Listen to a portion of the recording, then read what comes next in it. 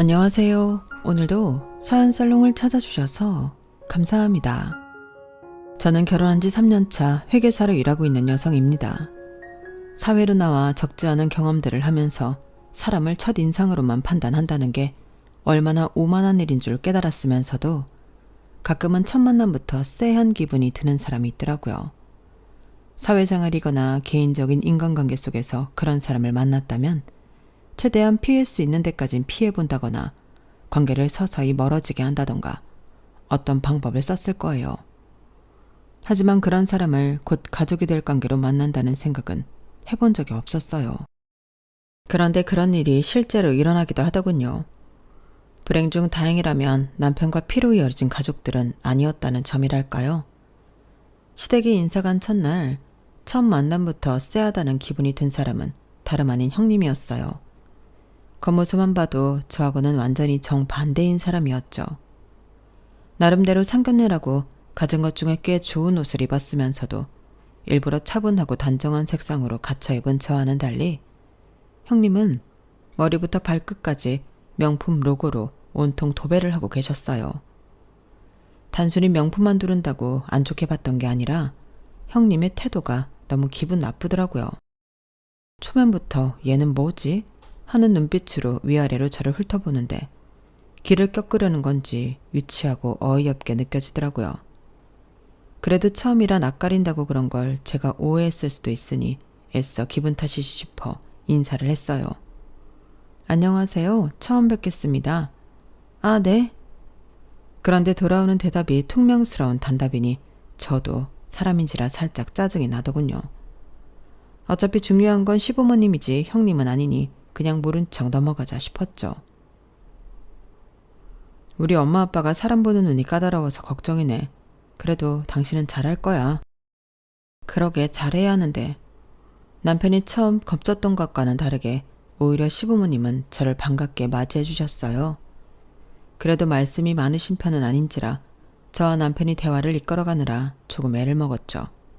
그런데 웬걸? 모른 척 하려던 형님은 말수가 많아도 너무 많더라고요. 시부모님이 워낙 말수가 적으시니 어쩔 수 없이 형님과 대화하는 꼴이 됐어요. 그런데 어쩜 그렇게 말 한마디 한마디가 제 마음을 건드리는지 사회에서도 이런 사람 본 지는 오래돼서 그런지 참 당황스러울 정도였죠. 저는 우리 예비동서에 대해 잘 몰라서 궁금한 게 좀 많네요. 질문이 많아도 이해해줘요. 네, 괜찮아요. 편하게 물어보세요. 동서도 알겠지만 우리 시댁이 좀 대단하잖아요. 아버님도 고위직 공무원이셨고 어머님도 변호사셨으니까요. 그런데 동서 옷차림을 보니까 생각보다 검소한 것 같아서. 아, 네. 제가 사치스러운 건 별로 안 좋아해서요. 제 옷차림을 지적하길래 그대로 돌려주니 바로 알아들었는지 살짝 당황하더군요. 아니, 사치는 무슨 사치? 그냥 나는 옷차림이 무난하길래 무슨 직업인지 더 감이 안 와서 그런 건데. 디자인이 무난해서 그렇지 가격까지 무난한 건 아니에요. 본인 벌이보다 무리하게 사 입으면 사치겠지만 그냥 제 벌이 내에서 적당히 가격대 있는 옷을 입은 거예요. 중요한 자리인데 당연히 신경 써서 입고 왔죠. 옷차림만 보고 직업 판단한다는 게 공감이 안 돼서 드린 말씀이에요. 그래? 뭐 나는 옷차림이 많은 걸 말해준다 생각하긴 하거든. 난 또 내가 명품만 입었다고 사치 부리는 그런 여자로 생각하는 줄 알고 놀랐지 뭐야. 우리 집은 명품 유통업을 해. 그래서 이렇게 명품이 많은 거니까 괜한 오해는 안 해줬으면 좋겠어. 사업이 잘 돼서 친정에 돈이 좀 있거든. 아, 그러시구나. 근데 동서는 무슨 일해? 옷 가격이 비싸다니까 궁금해지네? 네, 저는 세무사 일을 하고 있어요. 어머, 정말? 뭐 그래도 사회적으로 인정받는 직업이네. 하긴 안 그랬으면 우리 어머님 아버님께서 어떻게 며느리로 인정했겠어. 그럼 친정 부모님 뭐 하셔? 두 분 다 일은 하셨나? 아빠는 동네 슈퍼를 오래 운영하셨어요. 아직도 하고 계시고요. 엄마는 지금은 관두셨지만 어렸을 때 학습지 교사 일을 하셨어요. 뭐 슈퍼? 학습지 교사? 어머. 갑자기 혼자서 큰 소리를 우는 형님 때문에 순식간에 분위기가 쎄해졌어요. 내내 별 말씀 없으셨던 어머님도 보다 못해 한마디 던지시더라고요. 예, 뭘 그렇게 웃니? 지금 웃을 이야기는 하나도 안 했다. 부모님 얘기 물어보고 그렇게 웃는 법이 어딨니? 큰 실례다. 아, 죄송해요, 어머님. 웃겨서 그런 게 아니라 신기해서요. 신기해서. 왜 초등학생은 누구나 슈퍼마켓 집 딸이 제일 부럽잖아요. 어릴 때 저는 엄마 아빠가 가져오는 가방이랑 옷들이 명품인지도 모르고 엄청 싫어했거든요. 맨날 집만 꽉 차지하는 것 같고. 하긴 명품이 어릴 때 뭔지 알긴 했겠어요? 그냥 슈퍼에 가면 아이스크림 공짜고 과자 공짜고 게임기도 실컷 할 수 있는 슈퍼집 딸미가 제일 부럽죠. 우리 동서 어릴 때 친구들한테 인기 되게 많았겠어. 네, 맞아요. 어릴 때야 뭐 명품 보고 알아보나요. 진품인지 가품인지도 모르는 거고. 슈퍼집 딸들 인기 많은 거 형님도 아시는구나. 형님 때도 그러셨나 봐요. 부러워하는 척 은근히 저희 집안을 까내리려는 게 눈에 보여 얄미워서 저도 똑같이 반격했어요. 저에 대한 견제와 적개심을 숨기려는 노력조차 안 하는 것 같아 저도 굳이 잘 보일 필요 없겠다는 생각이 들더라고요.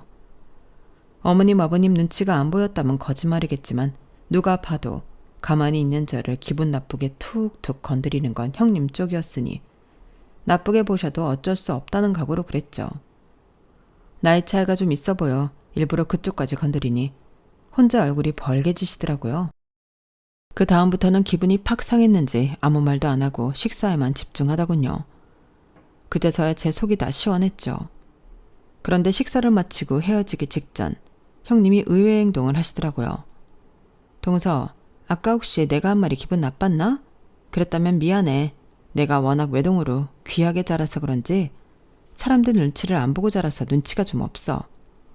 근데 난 기분 나쁘게 하라고 그런 게 아니라 동서에 대해 알아가고 싶어서 그랬던 거야. 내가 좀 인간관계에 서투르거든. 이해해줬으면 좋겠어. 아니에요, 형님. 저도 괜히 친정 얘기까지 하시니까 욱해서 안 해도 될 말까지 한 것 같네요. 오늘 처음 뵙는 자리니까 더 조심했어야 했는데 죄송해요. 아니야, 나도 아차 싶더라고. 내가 좀 친하게 지내는 사람이 많지도 않고 그래서 그런 거니까 너무 기분 상하지 말고 앞으로 잘 지내보자. 네, 좋아요. 먼저 이렇게 말씀해 주셔서 감사합니다. 아, 그래서 말인데 동서 전화번호 좀 줄 수 있어? 네? 전화번호요? 아니, 친해지려면 서로 연락처 정도는 갖고 있어야 하잖아. 나 친해지자고 한 거 진심이었는데 시 올리기 전까진 당분간 만날 일도 없는데 연락 없이 어떻게 친해지겠어? 아, 네. 그런데 제가 일 때문에 연락을 자주 하지는 못할 수도 있어요. 그럼 직장인 바쁜 거야 당연히 알지. 걱정 마. 눈치껏 적당히 할게. 순간 눈치 없으시다면서요 라고 할 뻔한 걸 겨우 삼켰어요. 찜찜하긴 했지만 그렇게 화해하는 거나 다름없는 자리에서 번호를 요구하는 걸 끝까지 거절할 수도 없고 어차피 나중에 언젠가는 공유할 번호인데 버티는 것도 웃긴 것 같아 결국 연락처를 공유했죠. 아직도 가끔 생각하는 건 그때라도 연락처 교환하는 걸 거절할 걸 하는 생각이었어요. 그때 연락처를 드린 바람에 결혼 전부터 받지 않아도 될 스트레스가 많아졌거든요. 가뜩이나 일과 결혼 준비를 병행하느라 정신없고 힘든 와중에 형님은 수다스러운 만큼이나 연락을 자주 보내더군요. 동서, 출근했어? 오늘 점심 메뉴 추천해 줄래? 동서, 결혼 준비는 잘 돼가? 어디까지 했어? 드레스 투어 때 따라가도 되나? 등등 주제도 정말 다양했어요.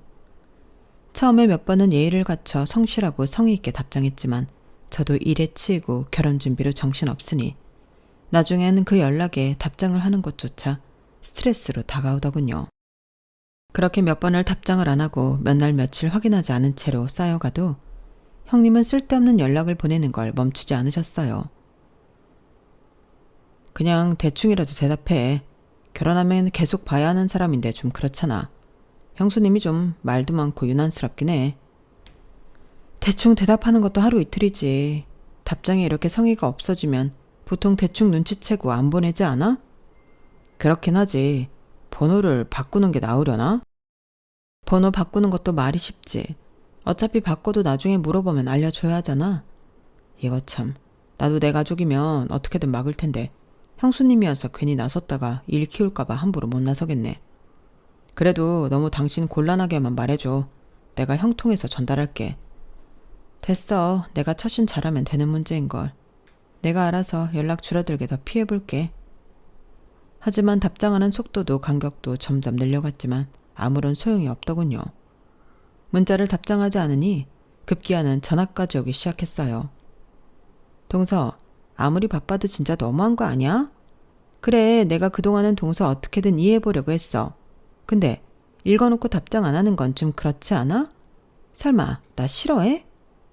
갑자기 안 하던 전화를 하기에 혹시나 싶어 받았는데 대뜸 짜증을 부리는 큰 목소리에 깜짝 놀랐어요. 네?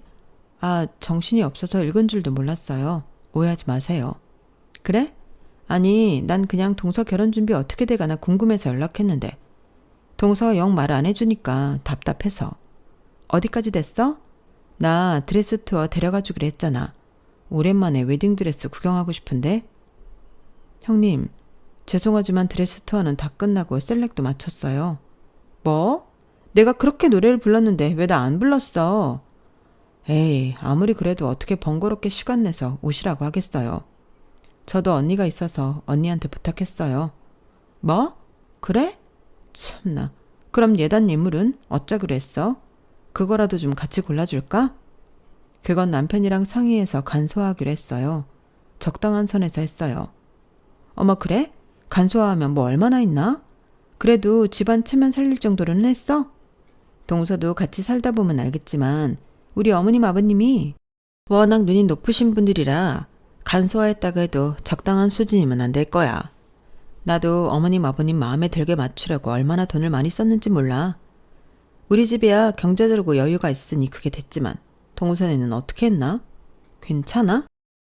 야근하고 일에 지쳐 집에 도착하자마자 전화 받느라 씻지도 못한 채였어요. 처음 받는 전화라 중요한 연락인가 싶어 받았는데 아니나 다를까 또 이런 얘기라니 화가 치솟더라고요. 형님, 저희 결혼 준비에 일일이 관심 가져주는 거 참 감사하긴 한데요. 시부모님은 알아도 남편이 더 잘 알지 않을까요? 너무 걱정 마세요. 그렇게 하나하나 걱정이 태산이시니 준비하는 저희보다 형님이 더 스트레스 받으실까봐 걱정되네요. 응? 아니 나는 그냥 원래 결혼 처음 할 땐 모든 게 다 선택의 연속이고 힘들잖아. 그래서 도와주려고 한 건데 정말 동서 말 참 독하게 한다. 사람 속은 긁을 만큼 긁어놓고 순진한 피해자인 척하는 걸 보니 더 상대하지 말아야겠다는 생각만 들더군요. 어차피 이렇게 된 거 못을 확실하게 박아야겠다 싶었죠. 형님, 말씀은 감사하지만 남편이랑 상의해서 잘 해내고 있으니까 더 이상 이런 관심은 안 주셔도 괜찮을 것 같아요. 오히려 바쁜 와중에 너무 연락을 자주 하시니 저도 답장을 일일이 하기가 힘들고 버거워서요. 그런 사적인 연락은 적어도 식 다 끝나고 여유 있을 때 해주시는 게 서로한테 좋을 것 같아요. 그래, 나도 이번에야 동서 마음 제대로 알았어. 결혼하기 전까지 모른다 이거지? 그래, 그럼 결혼하고 연락하자고? 그렇게 강하게 말하니 그제서야 말이 먹히는 건지 형님이 한 발 물러나더군요. 자존심이 크게 상한 듯한 목소리지만 더 이상 제가 고통받지 않으려면 어쩔 수 없다고 생각했어요. 차라리 조금 사이가 멀어지는 게 편한 성격이라고 생각했거든요. 형님은 그 이후로 결혼식까지 일절 연락하지 않으셨어요. 그래도 형수님이 혹시나 또 연락하실까 걱정했는데 의외로 그러시진 않네. 그러게. 근데 그렇게까지 말씀드렸는데 계속 연락 올 만큼 자존심이 없진 않으시겠지? 하긴 형님의 연락이 끊긴 후 다시 평화가 찾아왔어요. 사람 신경을 긁는 그 지긋지긋한 연락만 없어도 훨씬 살 것 같더라고요. 그 일 외엔 결혼 과정은 별다른 잡음 없이 순탄하게 흘러갔어요. 시간이 꽤 지나고 나니 마음이 약해졌는지 그때 그렇게 날 세워서 말한 게 좀 죄송스러운 생각도 생기더라고요. 그때 받았던 스트레스를 생각하면 다시 가까워져야겠다는 생각은 절대 안 들었지만 그래도 아직까지 저만 보면 불편한 티를 내며 피하는 형님을 볼 때마다 마음이 좋지는 않더라고요. 그래서 신혼집에 어머님 아버님을 초대해서 대접할 때 아주버님과 형님도 같이 초대했어요. 일부러 제가 직접 형님께 전화드려서 초대를 했어요. 어머, 동서가 웬일이야? 먼저 연락을 다 주고 사적으로 연락하는 거 엄청 싫어하잖아. 그때는 제가 너무 예민했어요, 형님. 다름 아니라 다음 주 주말에 어머님 아버님 모시고 집들이 하려고 하더거든요. 그때 형님이랑 아주버님도 오시면 좋을 것 같아서요. 그래? 그럼 가야지. 알겠어. 집들이 일주일 전쯤부터 남편과 상의해서 식재료들을 사고 손님들이 머무르기 편하게 집을 꾸몄죠. 집들이 당일날 음식을 준비하고 식탁을 예쁘게 세팅하고 있는데 시댁 식구들이 도착했어요. 오셨어요? 그래. 아유, 참 신혼집도 예쁘게 잘 해놨네. 보기 좋다. 정말요? 감사합니다, 어머님, 아버님. 오신다고 열심히 꾸몄는데 보람이 있네요. 무뚝뚝한 시부모님께서 아낌없이 칭찬을 해주셔서 분위기가 한참 좋을 때였어요. 대뜸 형님이 찬물을 끼얹더군요. 아, 어머님도 참. 저런 인테리어 소품은 딱 봐도 요즘 유행하는 중저가 브랜드 할인 코너에서 파는 느낌이잖아요. 이런 거 몇 개 빼고는 거의 거기서 기본형으로 맞춘 것 같은데? 맞지, 동서? 내가 가구를 좀 볼 줄 알거든. 그런 것도 있고 수입 가구도 있어요. 한두 개만 그렇게 보고 판단하시는 거 보니까 그렇게 가구 볼 줄 아시는 건 아닌 것 같은데요. 참, 잘 지내보자고 초대한 집들이라 잘해드리고 싶었는데 오자마자 시비를 거니 안 받아칠 수가 없겠더라고요. 형님 역시 제가 이렇게 나올 줄은 몰랐는지 얼굴을 붉히셨어요. 그래? 하긴 뭐 요즘은 카피폼이 너무 많으니까 구분하기가 좀 어렵긴 하네. 근데 이왕 가구 맞추는 거 다 수입으로 하지 그랬어. 이런 가성비 브랜드는 오래 쓰지도 못하고 금방 망가져버려. 우리 결혼할 때 친정에서 가구는 다 수입 가구로 맞춰져서 아직까지도 너무 튼튼하게 오래 쓰고 있거든. 아, 혹시 동선의 친정에서는 그렇게까지 다 맞춰줄 형편은 안 돼서 그러셨나? 해달라고 하면 무리해서라도 해주셨겠죠. 그런데 굳이 그러고 싶지 않았네요. 저랑 남편 힘만으로도 충분히 잘 살 수 있는데 결혼도 한마당에 친정이 못하러 그렇게 손을 벌려요. 시댁한테도 마찬가지고요. 글쎄, 동서도 여유 있는 집에서 컸으면 그런 생각 못할 텐데 능력도 능력인데 친정에서 받을 수 있는 지원은 그거랑 또 별개거든. 맞다, 어머님. 오늘도 명품 가방 하나 가져왔어요. 어머님한테 너무 잘 어울릴 것 같은 예쁜 가방이더라고요. 루이비통 거예요. 형님이 갑자기 쇼핑백을 가져와 어머니께 열어보라고 권유하더라고요. 쇼핑백 안 명품 로고가 박힌 박스를 여니 가격대가 어마어마한 명품백이 나왔어요. 아, 무슨 또 이런 걸 챙겨왔니? 사돈 커덜나겠다 커덜나겠어. 에이, 아니에요. 오히려 어머님 갖다 드린다고 하면 좋아하세요. 가방 어떠세요? 너무 이쁘죠? 요즘 어머님 연세에는 이 디자인이 제일 잘 나간다고 해서 가져왔어요. 그래, 너무 예쁘고 고맙기는 한데 한두 푼 하는 게 아니다 보니 너무 미안해서. 네가 그동안 갖다 준 가방도 다 못 들고 다니는데. 어머, 하긴 제가 그동안 너무 가방으로 많이 들었나 봐요. 신발도 있고 다양하게 있으니까 다음에는 다른 걸로 가져와 볼게요. 됐어. 다음부터는 빈손으로 와도 괜찮아.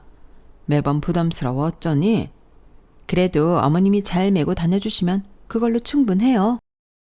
저 보라고 일부러 그러는 건지 몰라도 제 집들이에서 굳이 어머님께 명품백을 선물하며 아양 떠는 모습이 곱게 보이진 않더라고요. 저도 모르게 표정 관리가 안 됐어요. 형님이 그런 저를 힐끗 보더니 씩 웃더군요. 동서 걱정 마. 동서 집들인데 내가 설마 어머님 선물만 가져왔겠어? 내가 특별히 동서 선물로 명품으로 챙겨왔어. 자, 이거 열어봐봐. 형님이 가져온 쇼핑백 중 다른 하나를 제게 내밀더라고요. 어머님께 드린 것과는 달리 쇼핑백에 아무런 브랜드 이름도 적혀있지 않은 일반 쇼핑백인데 이미 몇 번 재활용한 것 마냥 너덜너덜 하더라고요. 박스도 브랜드 박스가 아니라 직접 포장한 것 같은 무난한 무지 박스여서 순간 이거 좀 쎄하다 싶었어요. 왠지 열어보면 기분이 나빠질 것 같더라고요. 감사합니다. 나중에 볼게요. 아니야, 이건 좀 설명이 필요해서 그래. 동서는 명품에는 영 관심이 없고 잘 모르는 것 같아서 한번 열어봐. 하도 재촉을 하길래 뭔데 저러나 싶어 박스를 열었어요. 아니나 다를까 속에도 엉성한 포장에 대충 구깃구깃 접혀있는 스카프가 있더군요. 누가 봐도 새 제품이 아니라 쓰던 걸 가져와서 대충 포장한 느낌이었어요. 뭔가 이상한 것일 거라 예상은 충분히 했기 때문에 크게 놀랍진 않더라고요. 어머님도 이건 아니다 싶었는지 너무 비교되는 선물에 온 가족이 정적이 흘렀어요. 형수님, 이거는 남편도 욱했는지 나서라고 하길래 제가 가만히 팔을 잡아 말렸어요. 여기서 도발하는 대로 화냈다간 저희 꼴만 우스워질 테니까요. 예, 이거는 누가 쓰던 거 아니니? 보다 못한 어머님이 한마디 하시자 형님이 기다렸다는 듯 깔깔거리며 웃더군요. 아무래도 그렇게 보이죠. 근데요, 어머님, 명품이 왜 명품이겠어요? 시간이 지나도 그만한 가치가 있어서 그런 거죠. 아무리 중고라도 명품은 구하려면 값이 꽤 해요. 이건 특히나 세기 문안에서 유행도 안 타는 디자인이라 자주 할 수 있을 것 같아서 동서 선물로 준비한 거예요. 그런 말도 변명이라고 뻔뻔하게 말하는데 할 말이 없더군요. 이대로라면 집들이 분위기가 이상해질 것 같아서 그냥 제가 미친 척 분위기를 띄워보기로 결심했어요. 어머, 그러게요. 어떤 옷에 입어도 잘 어울리겠다. 감사해요, 형님. 무슨 저까지 명품을 챙겨주시고 그러세요. 진짜 너무 마음에 들어요. 형님 아니면 제가 언제 이런 거 매보겠어요? 너무 감사합니다. 잘 쓸게요. 오히려 엄청 기뻐하는 척하니 형님도 살짝 당황한 눈치였어요. 그래? 다행이네. 네, 다음에도 꼭 명품 선물 부탁해요. 형님 친정 덕분에 제가 다 호강을 하네요. 그렇게 좋아하는 친정 재산 칭찬을 해주니 아주 얼굴에 화색이 돌더군요. 그래, 동서도 이제야 아는구나. 내가 종종 명품 좀 갖다 줄게. 한번 명품 맛에 빠지면 못 나온다. 좋은 거 쓰던 사람은 좋은 것만 쓰고 싶어진다니까? 칭찬을 했던 게 효과가 컸던 모양인지 그 이후로는 다행히 분위기가 화기애애져서 성공적으로 집들이를 마쳤어요. 그래도 황당했던 감정은 마찬가지라 어이가 없어 스카프 사진을 그냥 그대로 찍어뒀어요. 그리고 다음날 친한 직장 동료와 점심을 먹던 자리에서 서로 시댁 이야기를 하다가 신세한탄을 하면서 그 사진을 보여주게 됐어요. 이것 봐. 누가 봐도 누가 쓰던 거 주워다 준 거 아니야? 아무리 명품이라도 그렇지. 본인이 명품에 미쳐있으니 다른 사람들도 그저 명품이면 다 좋아하는 줄 아나. 그쵸. 가격 상관없이 주는 사람 성의가 고마운 거지. 근데 이건 진짜 성의가 없어도 너무 없다. 박수 재활용한 것 같은데요? 이건 좀 심하긴 했다. 아니, 근데 잠깐만요. 이 디자인 어디서 많이 보던 건데? 아니, 이거 진짜 본인이 하던 거 아니에요? 뭐 그것까진 모르겠지만 근데 진짜 자기가 하던 거 좋겠어? 아니에요, 맞는 것 같아요. 제가 결혼식 갔을 때 하도 머리부터 발끝까지 명품으로 치장한다고 해서 궁금해서 유심히 봤거든요. 그래도 저 스카프는 꽤 이쁘다고 생각해서 봤는데 그때 하고 온 것 같은데요. 와, 어떻게 결혼식에 하고 왔던 걸 선물로 줘요? 진짜 일부러 그런 거 아니에요? 와, 진짜? 설마. 사실 결혼식 당일은 인사하러 다니느라 정신이 없어 형님 옷까지 기억이 나진 않았어요. 혹시나 싶은 마음에 결혼식 때 시댁 식구끼리 찍은 사진을 찾아보니 정말 동료 말이 맞더라고요. 똑같은 스카프를 목에 감고 제 옆에서 환하게 웃고 있는데 기가 차더군요. 그제서야 남편과 어머님이 욱하거나 놀라며 반응했던 이유를 이해했어요. 아마 꽤 자주 하고 다녀서 눈에 익은 스카프여서 그랬던 모양이었어요. 참나, 그렇게 명품거리면서 자랑하더니 내 선물은 절대 그렇게 못 주겠다 이건가? 진짜 웃기는 인간이네. 이번엔 칭찬해서 잘 넘기셨다면서요. 다음엔 모르죠. 시댁에도 명품 갖다 퍼준다면서요. 도대체 왜 그러는 거예요? 애정결핍인가? 이왕 이렇게 된 거 그냥 칭찬 더해서 명품이나 얻어내세요. 아, 그냥 이런 기싸움 자체를 좀 안 하고 싶다. 왜 이래야 하는데? 명품이고 나발이고 관심 없으니까 신경 좀 안 거슬렸으면 좋겠어. 그러게요. 시부모님도 아니고 형님 때문에 스트레스를 받아야 한다니. 아니, 근데 그 형님이란 분 친정 회사 이름이 뭐예요? 응? 그건 왜? 아니, 최근에 아는 분한테 들은 건데요. 땡땡 유통회사 아시죠? 거기도 명품 수입하는 회사인데 백화점에도 많이 입점하고 원래 잘 나가던 회사였는데 최근에 유럽 쪽 계약이 끊기면서 자금 돌리기가 힘든 상황이라 하더라고요. 그래서 체납권까지 생겼다고 하던데요. 뭐? 진짜? 체납까지? 그 정도야? 네. 보통은 상속 포기부터 하고 정리하잖아요. 근데 거긴 아직도 버티고 있다고 하더라고요. 업계에서는 그 빚덩어리 어디 메워줄 믿는 구석에 있는 거 아니냐고 하고 있어요. 거기 시댁도 좀 재산이 어마어마하다고 하던데요. 근데 설마 그 회사는 아니죠? 아, 사실은 맞아. 업계에 있다 보니 이런 이야기까지 다 듣게 되네. 대박. 아니, 선배님 시댁이 좀 여유가 있으시잖아요. 그래서 설마 거기가 여긴가 해서 물어봤어요. 진짜 세상 좁다. 그러게 말이야. 이걸 어쩜 좋아. 시댁에서는 친정 힘들다는 언급은커녕 내색도 없었는데 오히려 요즘은 더 돈을 펑펑 쓰려 하길래 친정 일이 더 잘 되는 줄 알았지. 역시 빈술에게 요란하다더니. 선배님 시부모님도 조심하셔야겠어요. 시부모님은 좋은 분들이라면서요. 빨리 알리셔야 하는 거 아니에요? 나도 그럴까 싶었는데 괜히 먼저 나서서 그러지 말고 우선 좀 기다려 볼까봐 스스로 언제 말할 건지 궁금하기도 하고. 리더치 않게 형님의 비밀을 알게 되고 나니 마음이 좀 싱숭생숭하더라고요. 하지만 아무리 생각해도 최근 형님의 행동은 친정이 기울어서 힘든 사람의 행동이 아니었어요. 그러던 어느 날이었죠. 아버님 생신을 맞아 다 같이 일본 여행을 다녀오기로 했어요. 가까운 나라이니 자유여행으로 가기로 해서 웬만한 일정은 남편과 제가 머리를 굴려 시부모님이 좋아하실 만한 합리적인 코스로 짰죠. 저희가 짠 일정인데 어떠세요? 마음에 안 들거나 가고 싶은 곳이 있으면 더 추가해도 좋을 것 같아요. 그래, 남편이랑 한번 보고 얘기해 줄게. 그 후로 일주일이 지나도 별 말이 없길래 그대로 하면 되겠거니 싶어서 숙소와 식당을 차례로 예약해뒀어요. 그렇게 여행을 떠나는 당일 숙소에 도착해서 체크인을 하고 짐을 푸는데 형님이 얼굴을 찡그리더라고요.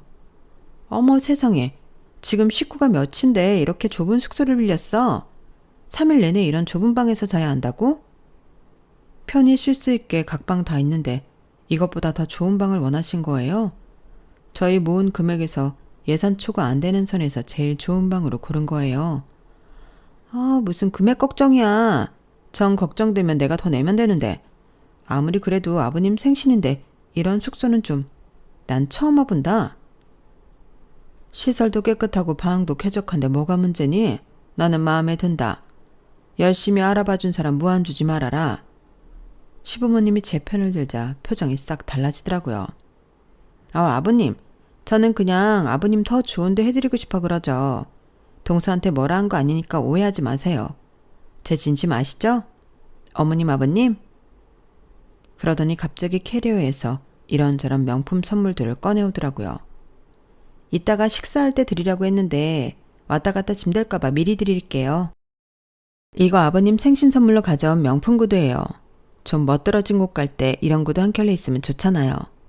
아, 이따 식사할 때 신고 가면 되겠다. 이런 구두를 내 나이에 신을 일이 뭐 있다고 불편하기만 하지. 이 구두에 입을 옷도 없다. 그날따라 아버님께서 냉랭하게 구니 형님이 안절부절 못하며 가방 안에서 또 뭘 꺼내오더군요. 그럼 이건 어떠세요? 이건 명품 지갑인데 어머님이랑 커플로 하라고 색상만 다른 걸로 사왔어요. 이런데 돈 좀 그만 쓰라고 하지 않았니? 아우, 돈은 쓰기는 뭘 써요. 저희 집 명품 수입하잖아요. 그냥 아버님 어머님 생각해서 좀 챙겨오는 거예요. 두 분 수준이 있으신데 이 정도 명품은 쓰셔야죠. 형님이 호들갑을 떠는 내내 어머님과 아버님 표정이 묘하게 안 좋으시더라고요. 그래서 식사하러 이동하는 잠깐 사이에 아버님께 슬쩍 다가가 말씀드렸어요.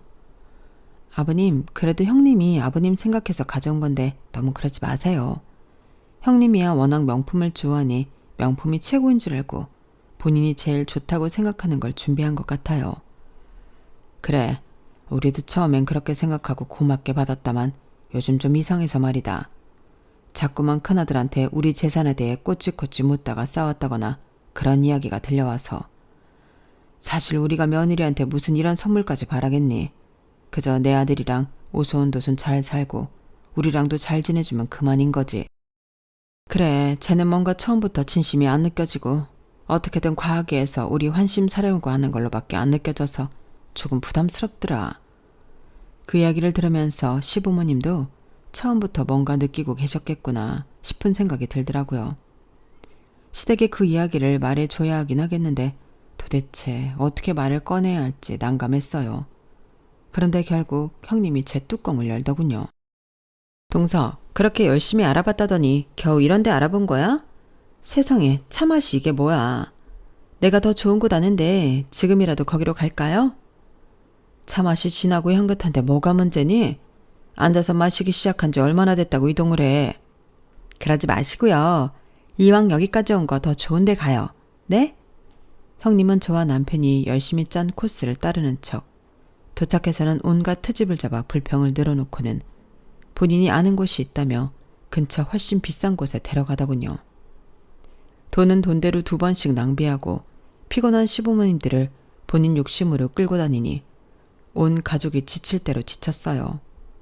그러다 제가 한 달 전부터 대기해서 겨우 예약해 놓은 비싼 코스 요리집에 가는 날이었어요. 이곳은 워낙 유명한 곳이고 비싼 곳이다 보니 형님이 트집을 잡을 일이 없겠다 싶어 나름대로 안심하고 있었죠. 형님 역시 이곳을 알고 있었는지 도착하니 약간 놀란기색이더군요. 내심 뿌듯해하고 있었는데 메뉴를 고르려고 메뉴판을 펴니 형님이 다시 불평질을 하기 시작했어요.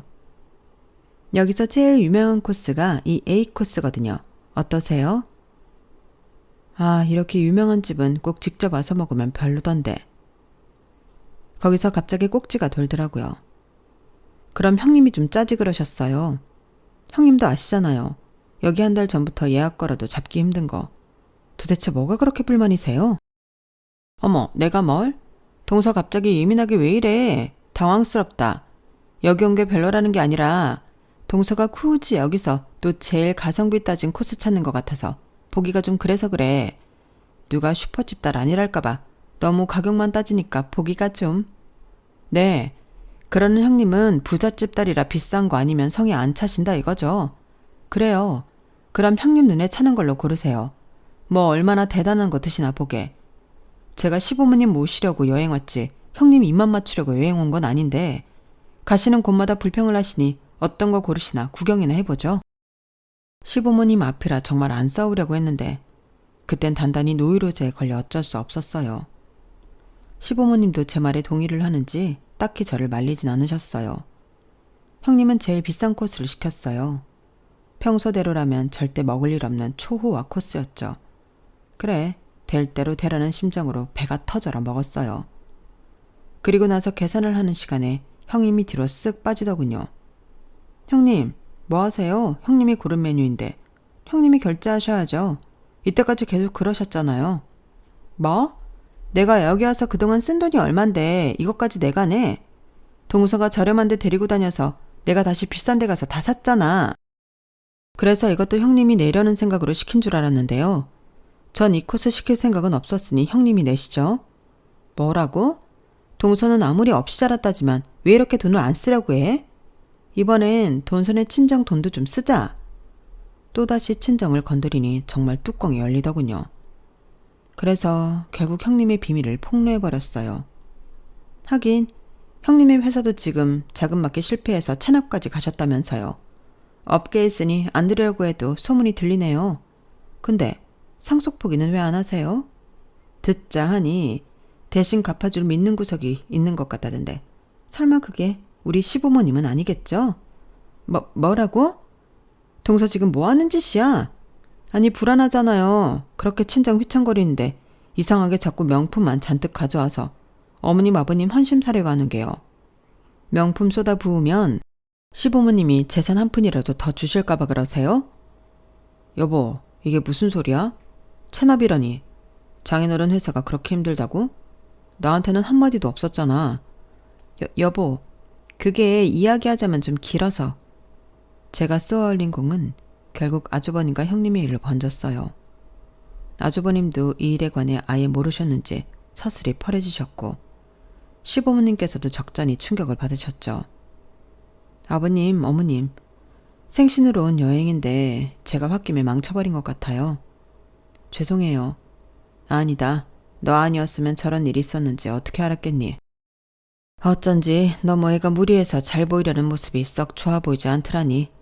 늘 친정 잘 나가니 걱정 말라고 해서 이걸 믿어도 되나 불안불안했는데 저런 속사정이 있었을 줄이야. 그나저나 우리 큰아들이 걱정이네. 장인 집에 저렇게 큰 빚이 있는 줄도 몰랐다니. 그렇게 여행 마지막 날은 좋지 않은 분위기에서 끝나버렸어요. 하지만 시부모님은 괜찮다며 저를 토닥여 주시더군요. 죄송한 마음에 몇 주 뒤 시부모님은 서울에서 한번 더 괜찮은 식당에서 남편과 따로 모셨어요. 그때 시부모님께 듣기로는 그 여행 이후 형님께서 아주버님께 돈을 빌리려다 실패했고 상속 포기를 안 하고 버티면서 시댁의 재산만 바라는 형님의 모습에 크게 부부싸움이나 이혼 소송 절차를 밟고 있다고 하더라고요. 형님 쪽에서 이혼을 안 하려고 버티고 있지만 아주버님 쪽에서 결국 소송을 통해서라도 이혼을 해야겠다는 입장인 모양이었어요. 너는 괜히 죄책감 갖지 마라. 큰애가 다른 건 몰라도 자기한테 거짓말하는 건 용서 못하는 애거든. 그동안 그렇게 허영심 많이 부렸어도 가정 지켜보겠다고 많이 참아왔는데 그걸 다 빚져서 부린 허영심이라고 생각하니 더 이상 못 참겠더란다. 한시라도 빨리 알게 됐으니 너한테는 고마워하고 있어. 우리도 고맙다. 그렇게 사건은 일단락 되었어요. 처음엔 괜히 그렇게 가족들 앞에서 홧김에 이야기했나 후회했지만 오히려 시댁 식구들이 제게 고마워하니 마음이 한결 편안하더군요. 의도했던 건 아니지만 아주버님이 형님과 이혼을 결심하시는 바람에 시댁에 올 때마다 전과는 달리 불쾌한 일이 줄어들었어요. 오히려 명절마다 분위기는 훨씬 좋아졌어요. 우리도 큰애만 잘 지냈으면 됐다 하고 많이 참아 넘겼는데 우리 집안이랑 맞는 애는 아닌 것 같더라. 차라리 잘 된 거지. 지금은 아주버님도 이혼 정리가 잘 되어 나름대로 잘 지내고 계세요. 그래도 조금은 죄송한 마음이 남아있어 반찬 같은 걸 할 때 많이 해서 아주버님도 챙겨드리고 있어요. 형님은 그렇게 버티더니 결국 상속 포기를 했다는 소식을 들었네요. 본인이 그동안 부려온 허영심을 뒷수습하느라 아주 인생이 힘들어진 걸로 알고 있어요. 그렇게 남의 가정 환경을 들먹이며 남일처럼 굴더니 지금은 그보다 더 힘든 환경에서 어떻게 버티고 있을지 가끔은 저도 궁금해지네요. 여기까지가 제 사연입니다. 저도 제 분수를 잘 알고 열심히 일하며 살아가 보겠습니다. 들어주셔서 고맙습니다. 여러분들도 행복하세요. 여러분, 사연 댓글에 응원과 현명한 조언 부탁드려요. 좋아요와 구독은 저에게 큰 힘이 됩니다. 오늘도 좋은 하루 되세요.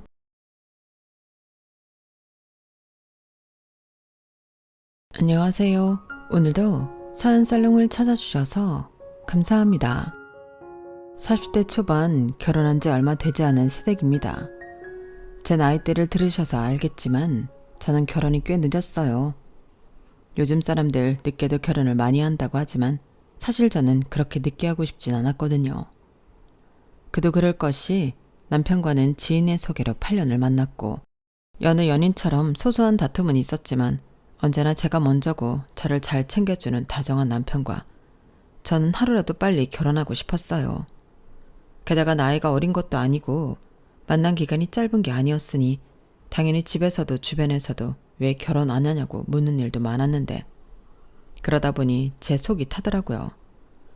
그래서 자존심은 상하지만 제가 먼저 남편에게 결혼하고 싶다고 말했고 남편은 갑작스러운 제 말에 놀란 토끼 눈을 하더니 이내 결혼만 빼고 무엇이든 자긴 들어줄 수 있다며 거절을 하더군요. 남편의 거절에 속도 상하고 자존심도 상한 저는 그럴 거면 헤어지자고 했는데 남편이 울면서 저를 붙잡았어요. 그러면서 8년 동안 몰랐던 남편의 속사정을 알게 되었는데 어찌나 속이 터지고 황당하게 짝이 없는지 그 이야기를 하고 싶어 이렇게 사연을 보내게 되었어요.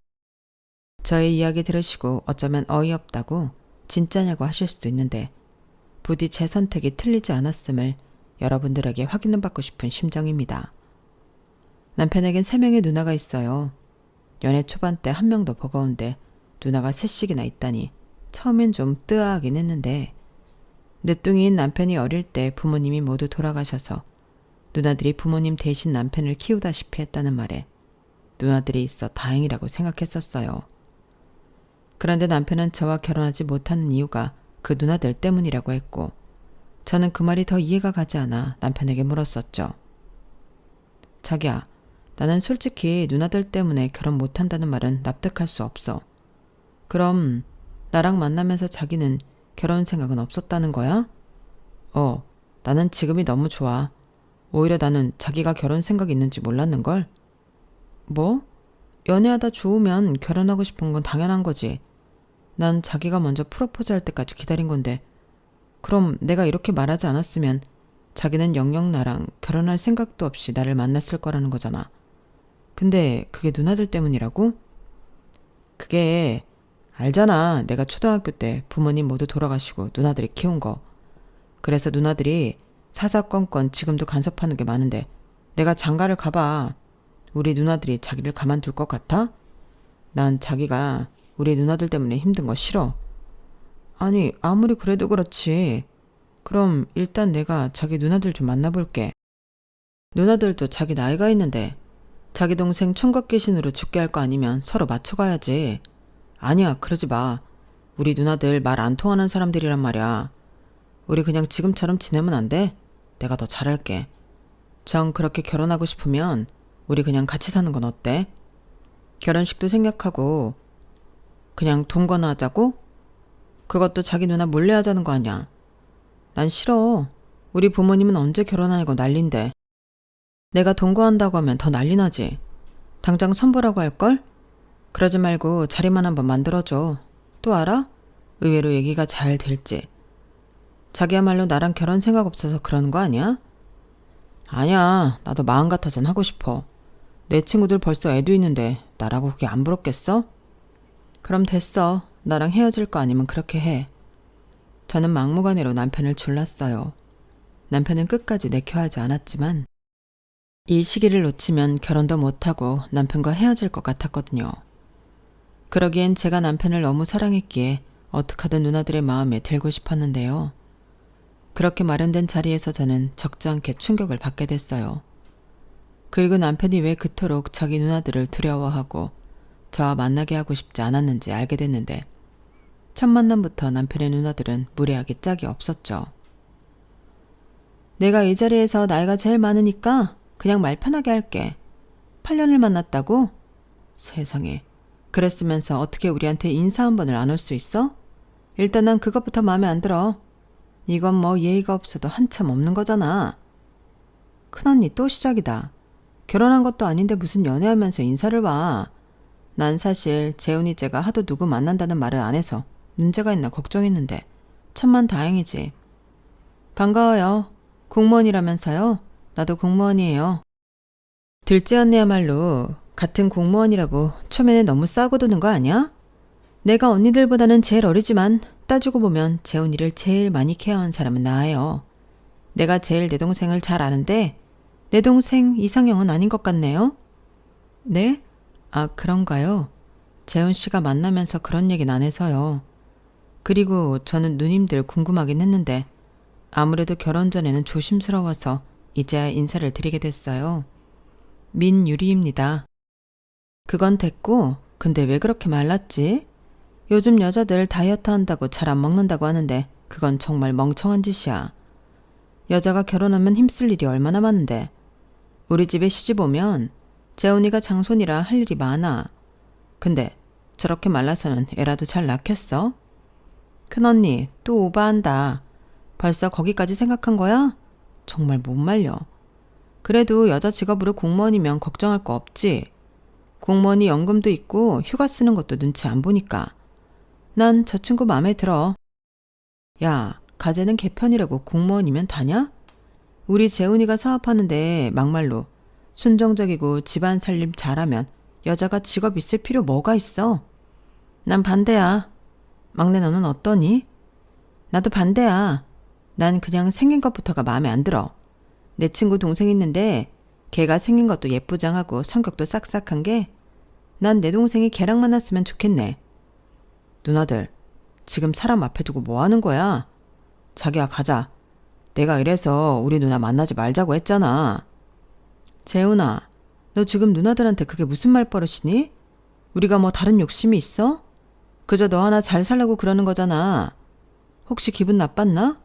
나빴으면 솔직하게 말해도 돼. 그게 지금 이 자리가 너무 당황스러워서요. 아실지 모르겠지만 제가 재훈 씨한테 부탁해서 마련한 자리인데 초면에 누님들에게 그런 말을 듣게 될 줄은 몰랐어서요. 거봐, 이건 예의가 아니지. 유리라고 했나? 미안해요. 근데 언니나 내 동생이 그만큼 재훈이 생각하는 마음이 커서 그래요. 기분 나빴다면 내가 대신 사과할게요. 근데 우리가 사실 재훈이를 엄마 마음으로 키운 건 맞거든. 그래서 하는 말인데, 아, 답답해. 너는 무슨 얘기를 그렇게 질질 끌어? 막내야, 네가 해라. 알았어, 언니. 거두절미하고 우리는 그쪽이 별로지만 결혼은 당사자들이 좋아서 하는 거니까. 그래서 정 둘이 결혼해야겠다고 한다면 적어도 우리한테 그동안 재훈이 돌보고 키운 거에 대한 감사 표시는 따로 해줬으면 좋겠어요. 막내 누나, 지금 그게 무슨 소리야? 날 키운 대가를 달라는 거야? 미쳤어? 내가 언제 키워달라고 했어? 조용히 해. 누나가 말하는데 너 왜 눈치 없이 끼어들어? 그리고 엄마 아버지 돌아가셨을 때 넌 8살이었고 우리는 19살, 20살, 22살이었어. 그럼 다 큰 누나들이 널 고아원에 보내겠냐? 어릴 때 누나들 없으면 못 산다고 애정 표현들 많이 하더니 이래서 사내놈들은 키우면 지 색시밖에 모른다는 거야. 그래 재훈아, 다른 건 몰라도 여기는 네가 낄 자리는 아니다. 얘기를 계속하자면 우리도 그동안 힘든 상황에서 재훈이를 키워서 그걸 모른 척하지 않았으면 좋겠다는 거예요. 여기까지 왔다는 건 우리랑 식구가 되고 싶다는 거잖아요. 그래서 우리가 의견을 모아봤는데 우리 재훈이가 그래도 어디 내놔도 빠지지 않으니 한 명씩 1억은 감사 표시로 줬으면 좋겠어. 그럼 예단비는 따로 받지 않을게요. 네? 1억이요? 누님들이 세 분인데 그럼 저에게 3억을 예단비로 내놓으란 소린가요? 내놓다니 말이 좀 그렇다. 아다르고 어다른데 그냥 감사 표시라고 생각하면 될걸.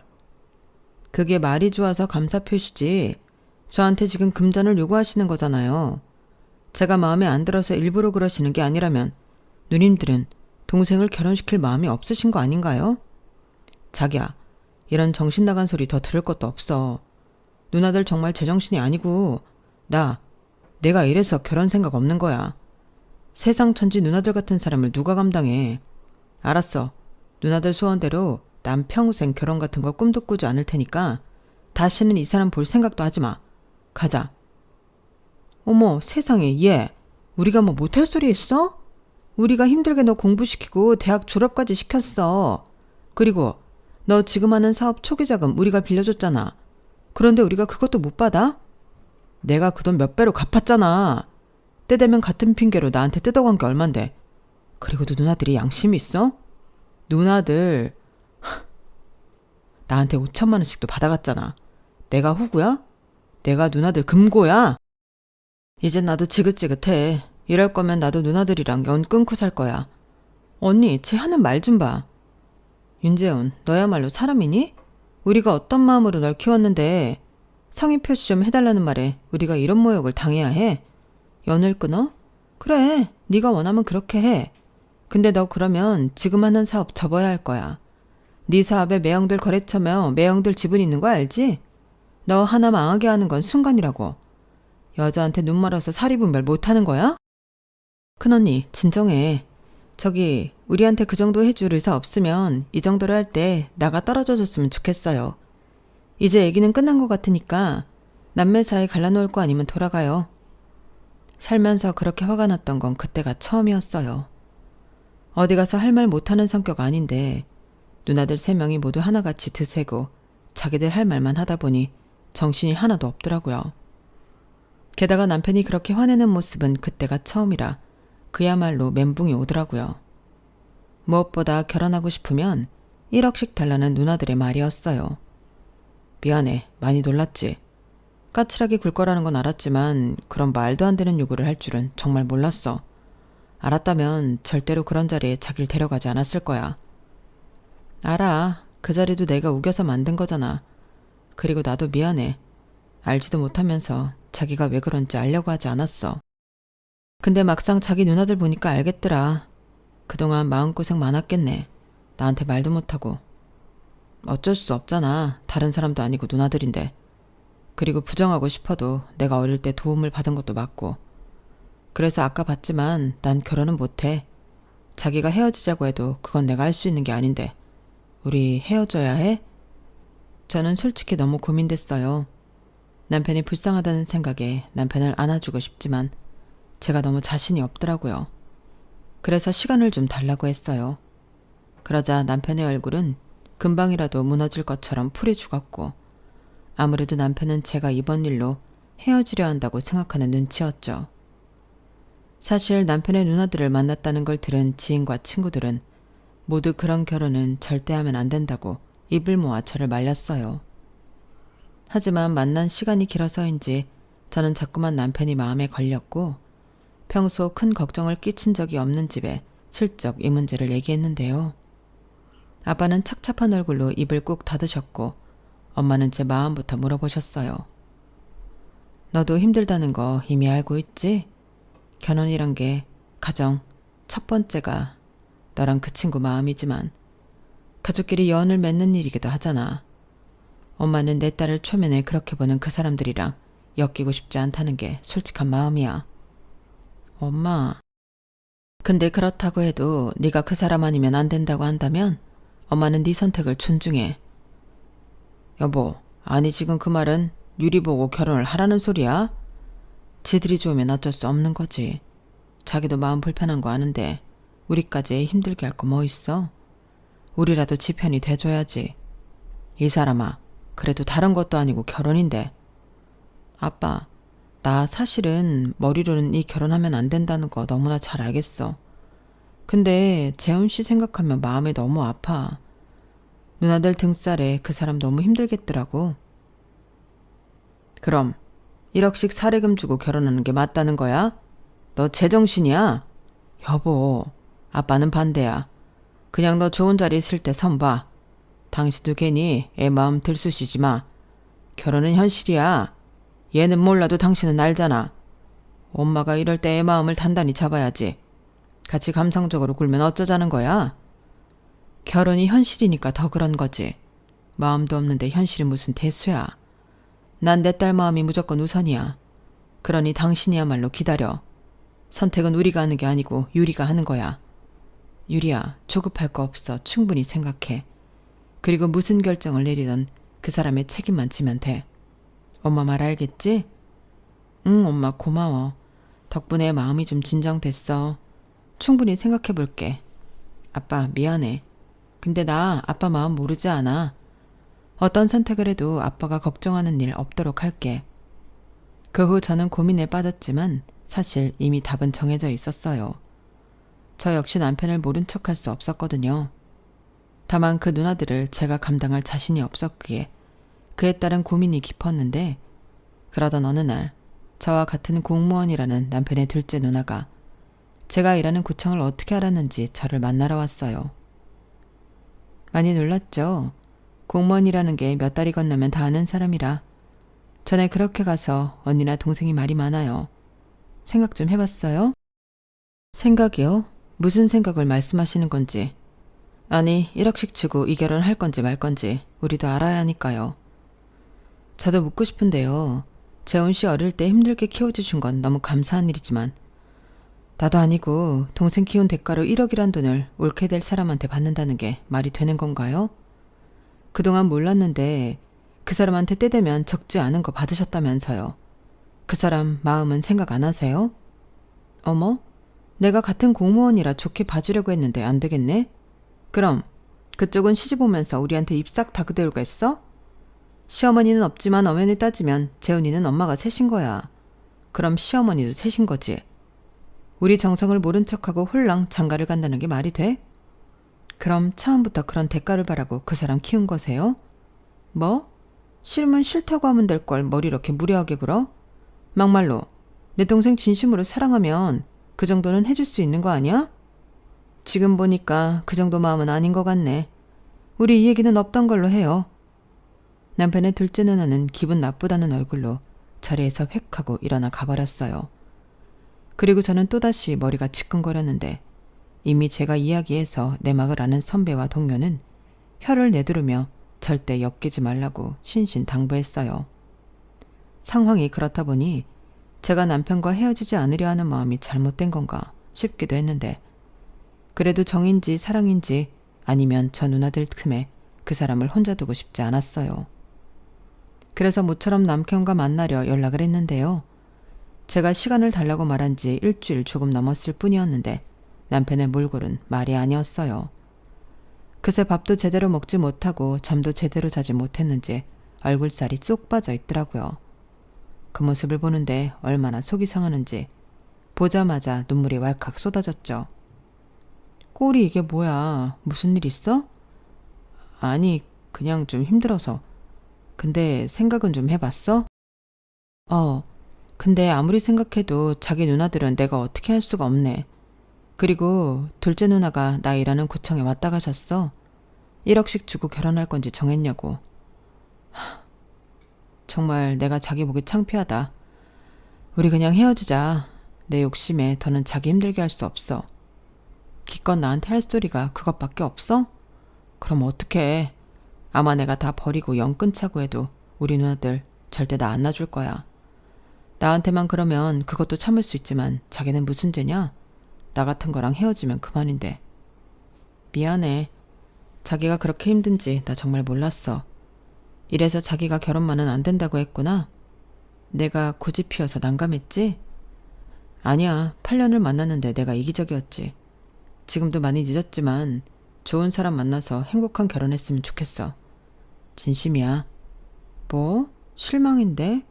그럼 자기는 정말 평생 결혼도 하지 않고 누나들의 치여 살 거야?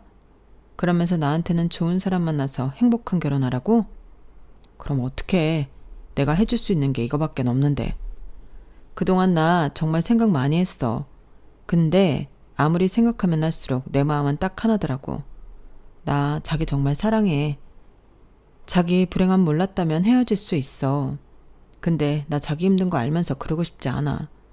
우리 할 수 있는 데까지 해보자. 당장 결혼하자고 안 할게.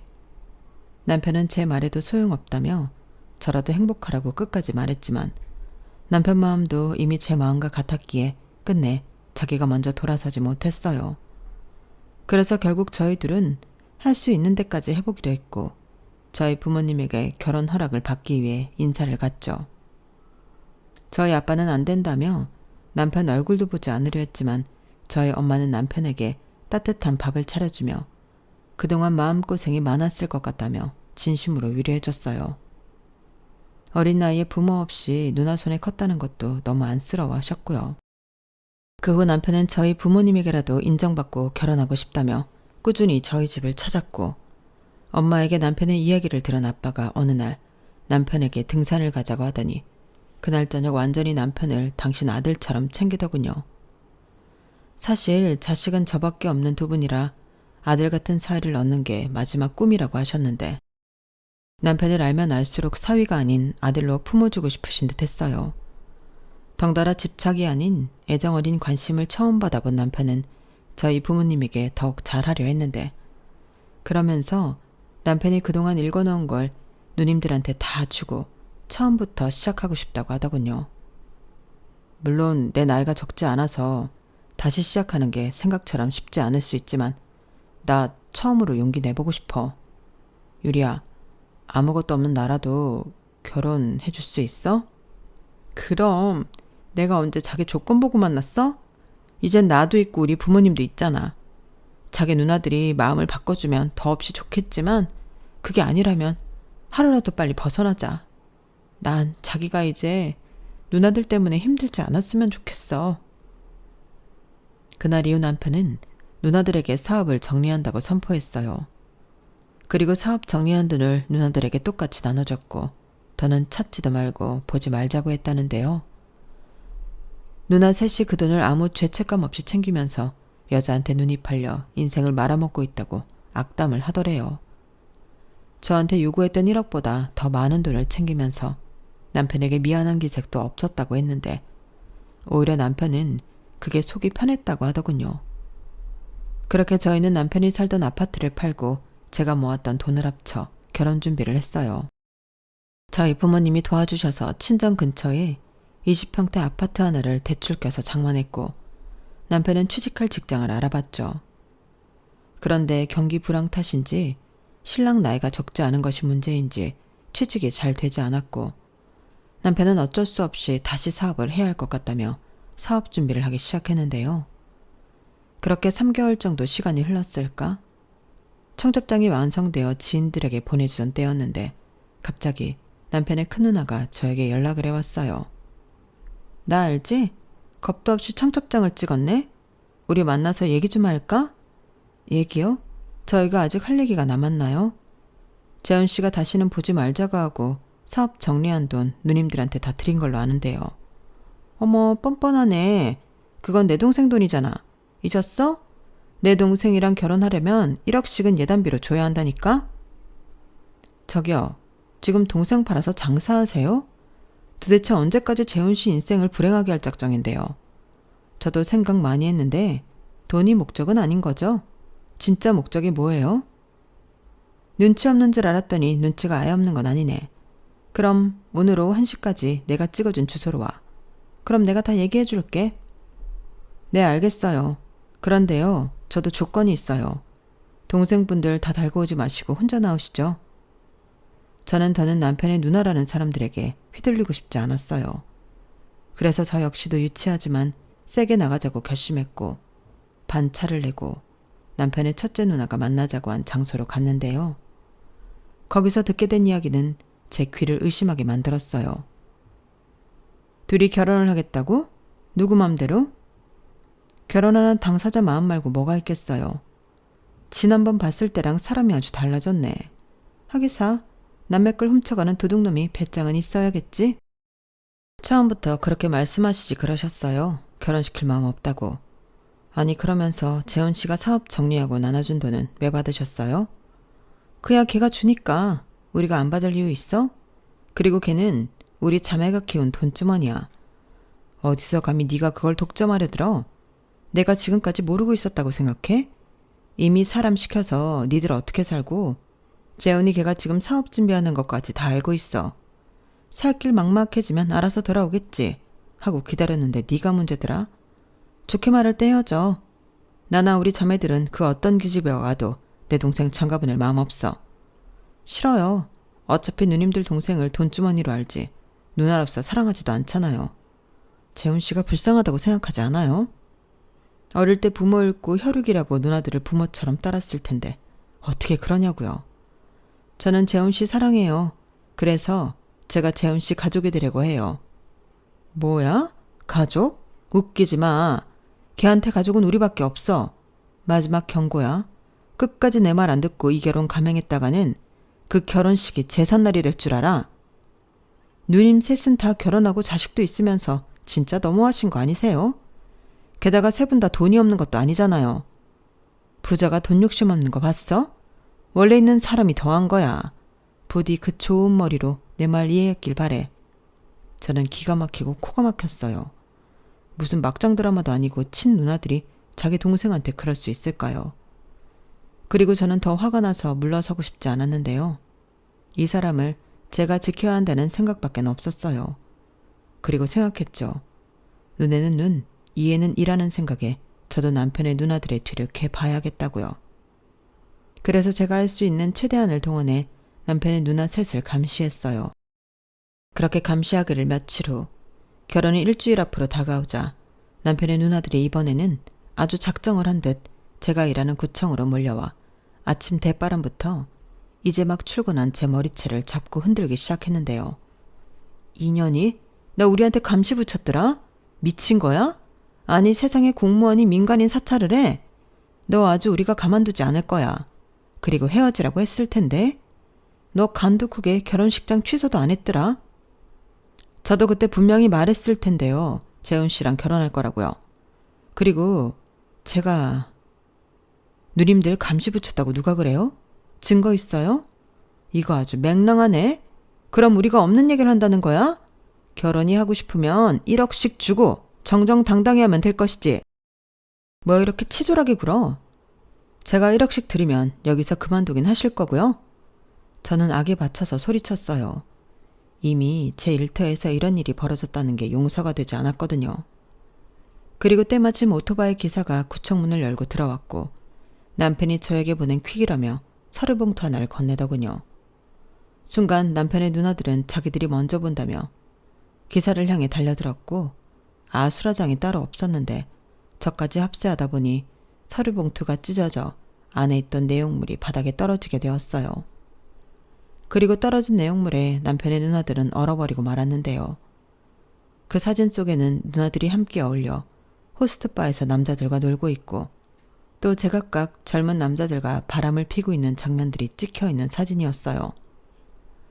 이래도 네가 우릴 감시한 게 아니야? 잊으셨어요? 이 사진 저한테 보낸 사람 당신들 동생이에요. 사실 그동안 당신들 뒤캐고 다녔던 건 내가 아니라 당신 동생이라고? 뭐야? 그때였어요. 똑같은 서류 봉투를 하나로 안고 구청 안으로 들어온 남편이 눈에 독이 가득 차서는 이렇게 말했죠. 내가 다른 건 다 참아도 유리 건드리는 건 못 참는다고 했지. 여기가 어디라고 이 난리를 피워? 이 사진들 전부 내가 찍은 거야. 예전부터 심증은 있었어. 누나들 저 젊은 놈들한테 돈 갖다 바치고 주식하고 돈 날리면 나한테 그거 메꿀 생각으로 돈 달라고 했잖아. 내가 바보야? 그래도 나 버리지 않고 키워줘서 참았어. 인정하고 싶지 않아도 나한테 가족이라고는 누나들 뿐이니까 참았다고. 근데 더는 못 참아. 이 똑같은 서류 내가 오늘 중으로 매형회사랑 누나들 시댁에 다 보낼 거야. 그리고 꿈뻑 죽는 누나 자식들한테도 보낼 거니까 기대해. 사실 저는 사설업체라도 있다면 정말로 의뢰할 작정이었어요. 그런데 공무원 신분으로 그런 일을 하면 나중에 문제가 될 수 있다면 남편이 말렸고 누구보다 누나들을 잘 아는 자기가 하겠다고 남편이 나섰던 건데요. 어쩌면 남편은 누나들이 진작에 뒤에서 저런 구린 짓을 하고 있다는 걸 알았던 게 아닐까 했어요.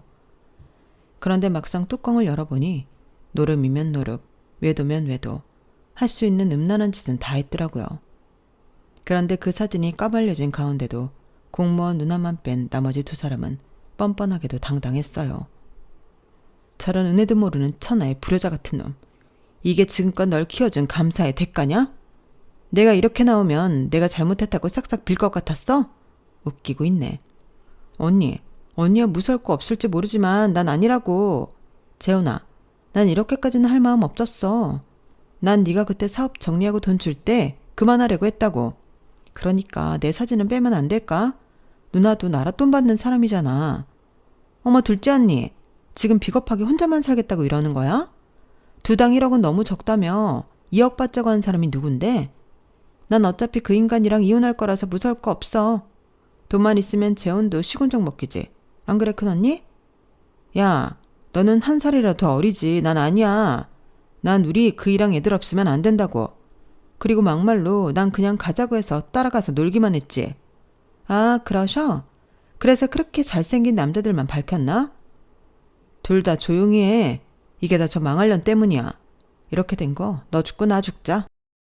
순간 이성을 잃은 남편의 첫째 누나가 저에게 달려들었어요.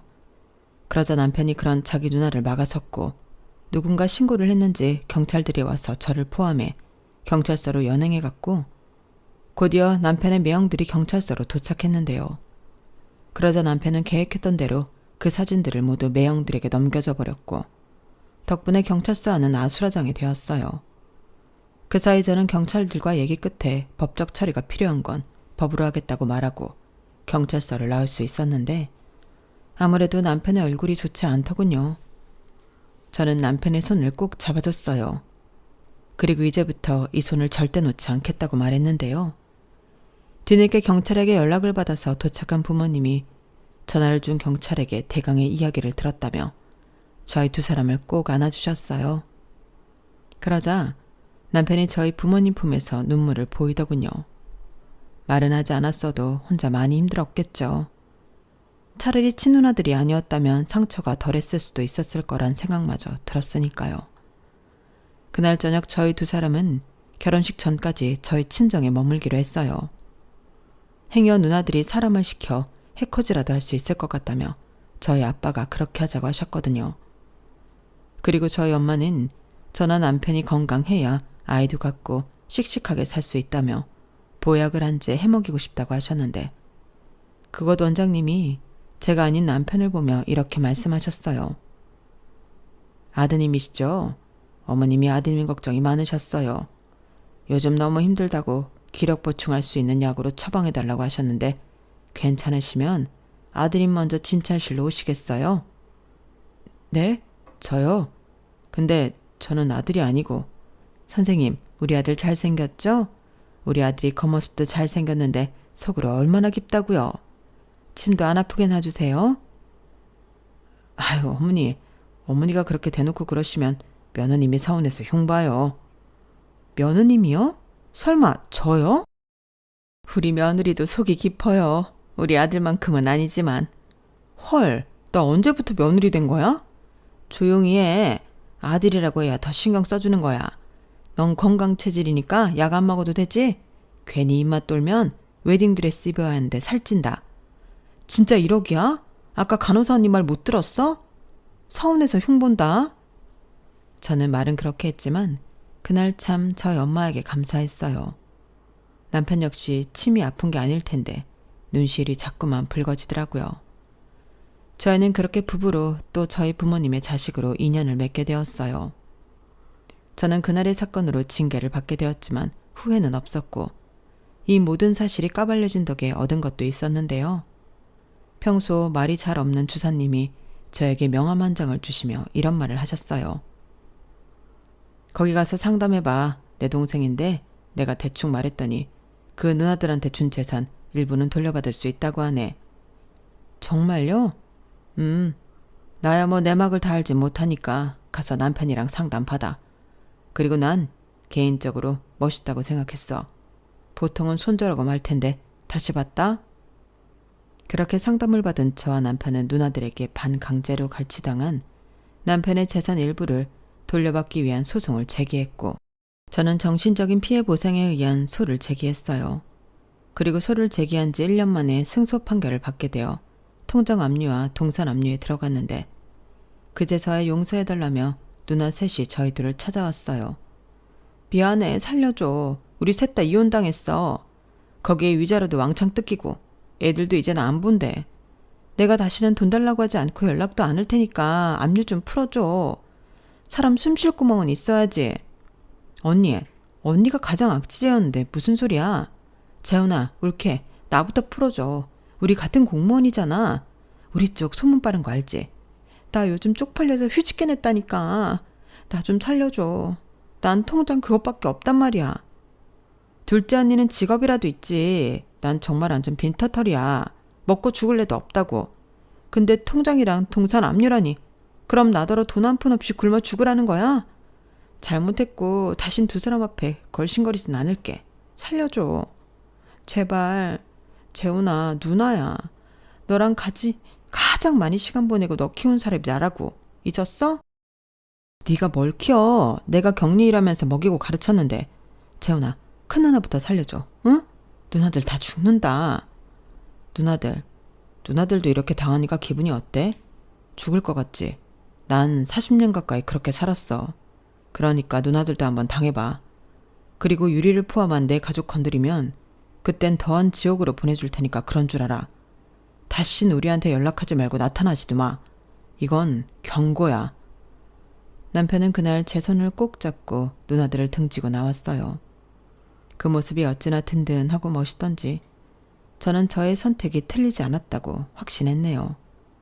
그리고 지금은 남들이 말하듯 남편과 지지고 볶고 살고 있는데 결혼은 현실이라고 연애하면서 싸우지 않은 걸 지금 다 싸우고 있는 중입니다. 당연히 싸울 때는 미워 죽겠지만 저는 아직도 콩깍지가 벗겨지지 않았는지 남편이 세상에서 가장 멋있어요.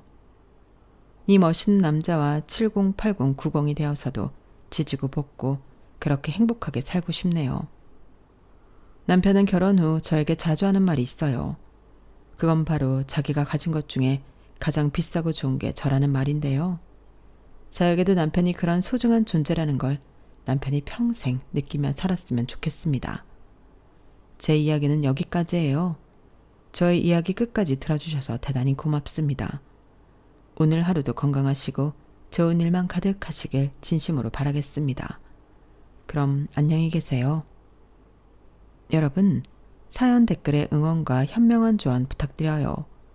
좋아요, 구독은 저에게 큰 힘이 됩니다. 오늘도 좋은 하루 되세요.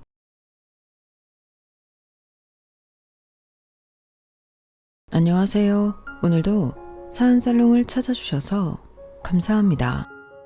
서울에 사는 30대 후반 여성이에요. 왕후 장상의 씨가 따로 있느냐 하는 말 많이 들어보셨죠?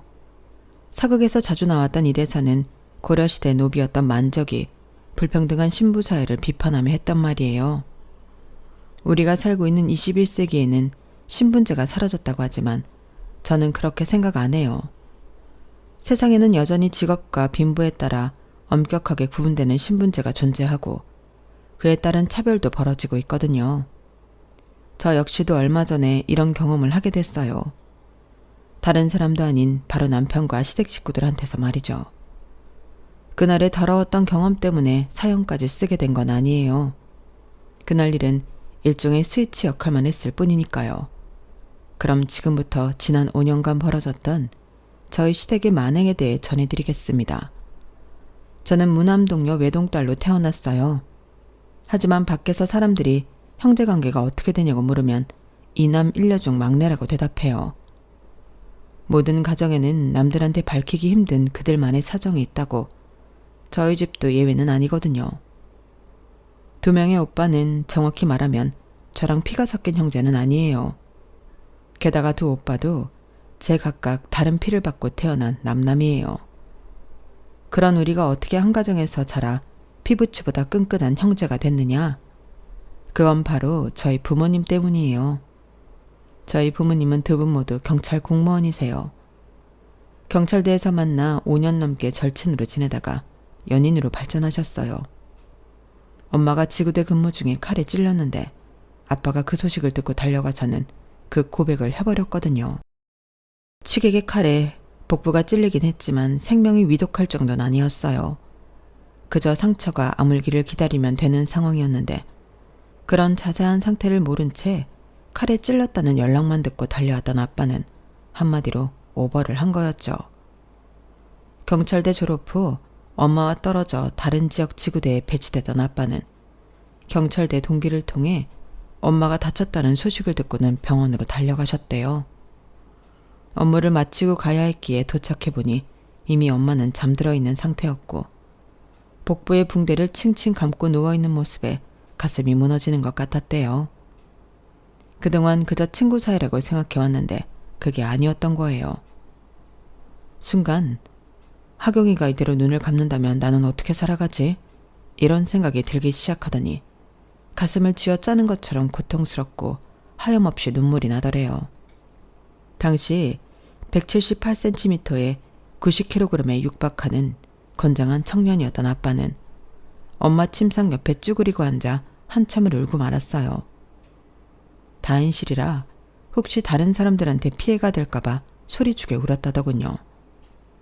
엄마 말에 따르면 그날 아빠는 덩치 큰 곰인형처럼 그렇게 귀여울 수가 없었대요. 약에 취해서 한참 잠에 빠져 있는데 손이 점점 축축해지는 거야. 뜨끈뜨끈하고 축축한 게 기분이 더러워서 힘들게 눈꺼풀을 들어 올렸는데 글쎄 네 아빠가 내 손을 꼭 잡고는 소리주고 울고 있지 뭐니? 뭐가 그리 서러운지 어깨까지 들썩이면서 눈물, 콧물을 빼고 우는데 그게 참 귀엽더라고. 그땐 내가 미쳤던 거지. 그런 멧돼지 같은 남자가 귀엽게 보이다니. 아무튼 그날 저희 부모님은 그동안 친구로만 인식했던 서로에 대해 지금까지와는 다른 감정을 느끼게 됐고 연인 사이로 발전하게 되었어요. 그 후로 2년 넘게 연애를 하다가 결혼을 하게 됐는데 생각지도 않은 곳에서 암초를 만나게 됐지 뭐예요. 저희 친가에서 결혼을 반대하고 나선 거예요. 그 소식을 들은 저희 외할아버지도 덩달아 이 결혼 반대를 하고 나섰어요. 아니, 세상 어디 내놔도 빠질 게 하나 없는 내 딸을 거부해? 그러는 그 집 자식은 뭐가 잘나서?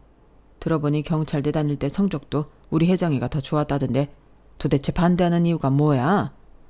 암튼 내 딸 자식 싫다는 사람들한테 금쪽 같은 내 딸을 줄 생각은 없어. 그러니까 이 결혼은 없던 걸로 하라고. 그동안 저희 외할아버지는 저희 아빠를 아들처럼 예뻐하셨기 때문에 사돈의 반대는 더더욱 뼈저린 배신으로 느껴지셨을 거예요. 상황이 이렇다 보니 중간에서 저희 부모님은 참 난감해지고 말았어요. 솔직히 양가 부모님이 결혼을 반대하리라고는 꿈에도 생각을 못 해봤으니까요. 그래서 부모님은 일단 저희 엄마를 며느리로 받아들일 수 없다는 친할머니를 찾아가셨어요. 그리고 반대 이유를 물었죠. 경찰이란 직업이 그렇잖니. 남들은 민중의 지팡이니 뭐니 허울 좋은 소리를 하지만 실상은 맨몸으로 칼 들고 총 든 깡패놈들을 상대해야 하는 험한 직업 아니겠니? 내 아들이 그런 일을 하는 것도 가슴 떨리는데 며느리까지 그 일을 한다니 내가 어떻게 다리 뻗고 잠이나 잘 수 있겠어. 아들이랑 며느리가 출동 나갈 때마다 가슴 졸이면서 살아야 할 텐데 내가 어떻게 니들 결혼을 허락할 수 있겠냐고. 예, 아가. 내가 네가 미워서 이러는 게 아니다. 아무리 남의 집 딸 자식이라지만 내 집에 들어오면 내 자식이 되는 건데 예쁜 딸내미가 매일같이 그 험한 놈들을 상대할 걸 생각하면 내 가슴이 찢어진다고. 할머니께서는 손등으로 눈물을 훔치시며 가슴 아파하셨어요. 결론은 저희 엄마가 마음에 안 드는 게 아니라 직업 특성상 며느리까지 다칠 게 겁이 나서 반대를 하셨던 거였죠. 그런 내막을 알고 나니 부모님도 마냥 결혼을 허락해달라고 떼를 쓸 수만은 없었어요. 그래서 상의 끝에 결단을 내리게 되었어요. 아무래도 결혼 후 아이가 생긴다면 두 분 모두 현장에서 근무하는 건 조금 어렵겠다는 판단을 하셨어요. 둘 중 한 사람이라도 내근직에 있는 게 안정된 생활을 할 수 있을 것 같았거든요. 그런 이유로 엄마는 내근직으로 부서 이동 신청을 했어요. 그렇게 새로 가게 된 부서가 여성 청소년기였어요. 할머니께서는 자신 때문에 부서까지 바꿔준 예비 며느리를 어떻게 마다하겠어요. 오히려 저희 엄마한테 미안해하시며 결혼을 허락하셨어요. 반대 이유를 전해 들으신 외할아버지께서도 그런 이유라면 오히려 고마울 따름이라고 말씀하셨어요. 덕분에 엄마가 조금은 안전한 부서로 이동을 하게 됐으니 말이에요. 약간의 우여곡절 끝에 결혼에 꼴이 난 부모님은 이듬해 저를 낳으셨어요. 엄마 말로는 제가 허니문 베이비라고 하는데 아빠 얘기는 조금 다르더라고요. 결혼식이 있기 몇 주 전에 두 분이 심하게 다투셨는데 그때 한참 싸우다가 갑자기 스파크가 뛰면서 제가 생겨났다고. 물론 엄마는 절대 아니라고 하시지만요. 아무튼 출산을 앞두고 휴가를 내셨던 엄마는 당시 엄마가 관리하던 사건을 동료한테 인수인계를 해야 했어요. 다른 부서와 달리 관리 대상과 돈독한 유대가 필요한 까라서 담당자가 바뀌기 전에 제대로 인수인계를 해야 했어요. 그래서 엄마도 신경 쓴다고 쓰셨는데 문제가 생기고 만 거예요. 엄마가 부서를 옮기고 처음 맡게 된 아동학대 사건으로 2년을 이어오던 5학년 아이가 가출을 한 거예요. 그 아이는 그동안 저희 엄마한테 꽤 의지를 해왔는데 이번에 담당자가 바뀌면서 버림받았다는 생각을 하게 된 모양이었어요. 시설 측과 새 담당자, 관할 지구대까지 나서서 아이를 찾아 나섰지만 그 어디에서도 찾을 수 없었어요. 그러자 출산일이 바로 내일인 엄마가 그 아이를 찾아 나선 거예요. 반나절을 쉼없이 찾아 헤맨 끝에 드디어 엄마는 아이를 찾아냈어요. 그런데 그 아이와 눈이 마주친 그 순간 마치 잃어버린 내 아이를 찾은 것처럼 울컥하더라는 거예요. 기분이 참 이상하더라고. 애타게 찾던 아이를 찾았으니 다행이란 생각이 드는 건 당연한데 그땐 그런 감정보다는 뭐랄까. 일단 내 품에 안아야겠다는 생각뿐이었어. 안 그러면 이 아이가 영영 떠날 것만 같았거든. 그래서 엄마는 아이를 보자마자 덥석 끌어안았고 아이는 엄마 품에 안겨 한참을 울었어요. 아이는 저희 엄마가 자기가 귀찮아서 다른 사람한테 떠넘긴 거라고 생각했다며 울먹였고 그런 아이한테 엄마는 잔뜩 불어오른 배를 만지게 했어요. 만져봐봐. 여기에 아기가 있어. 내일이면 세상에 나올 거야. 민우야, 아줌마 뱃속에 있는 아기는 아줌마가 아니면 세상에 나올 수가 없어. 민우는 형이라서 기다려줄 수 있지만 아기는 그렇지 않아. 그래서 아기가 태어날 때까지만 잠시 다른 분한테 민우를 부탁했던 거야. 아줌마가 민우 널 어떻게 했겠니? 널 잊을 수 있으면 너 없어졌다는 소리 듣자마자 이렇게 달려왔겠니? 에휴, 우리 민우 다 큰 줄 알았더니 아직 애기네. 아줌마가 미안해. 우리 민우 마음 다치지 않게 잘 설명했어야 했는데 아줌마가 잘못했어. 그런데 민우야, 아줌마가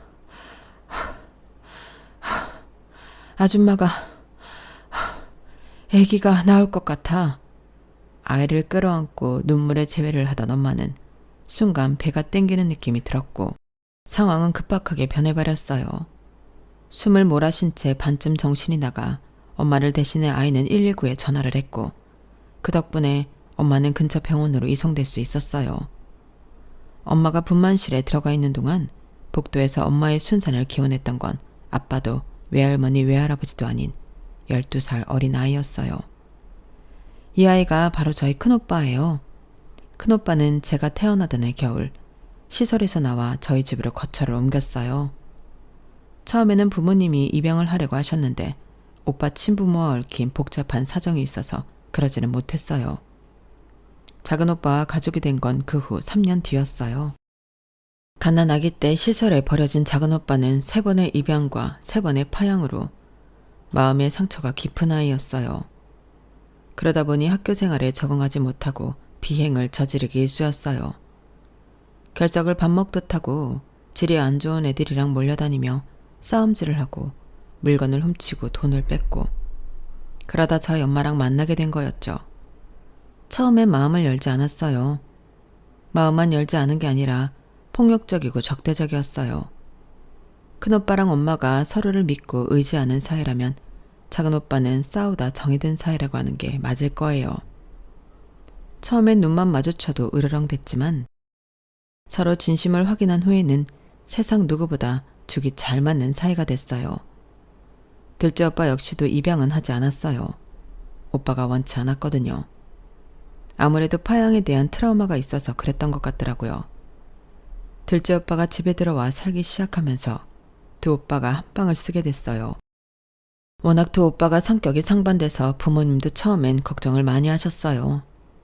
자신을 학대했던 부모 때문에 폭력에 두려움을 느끼던 큰오빠와는 정반대로 둘째 오빠는 자신을 버린 부모와 자신을 파양한 양부모에 대한 분노를 폭력으로 표출하는 사람이었거든요.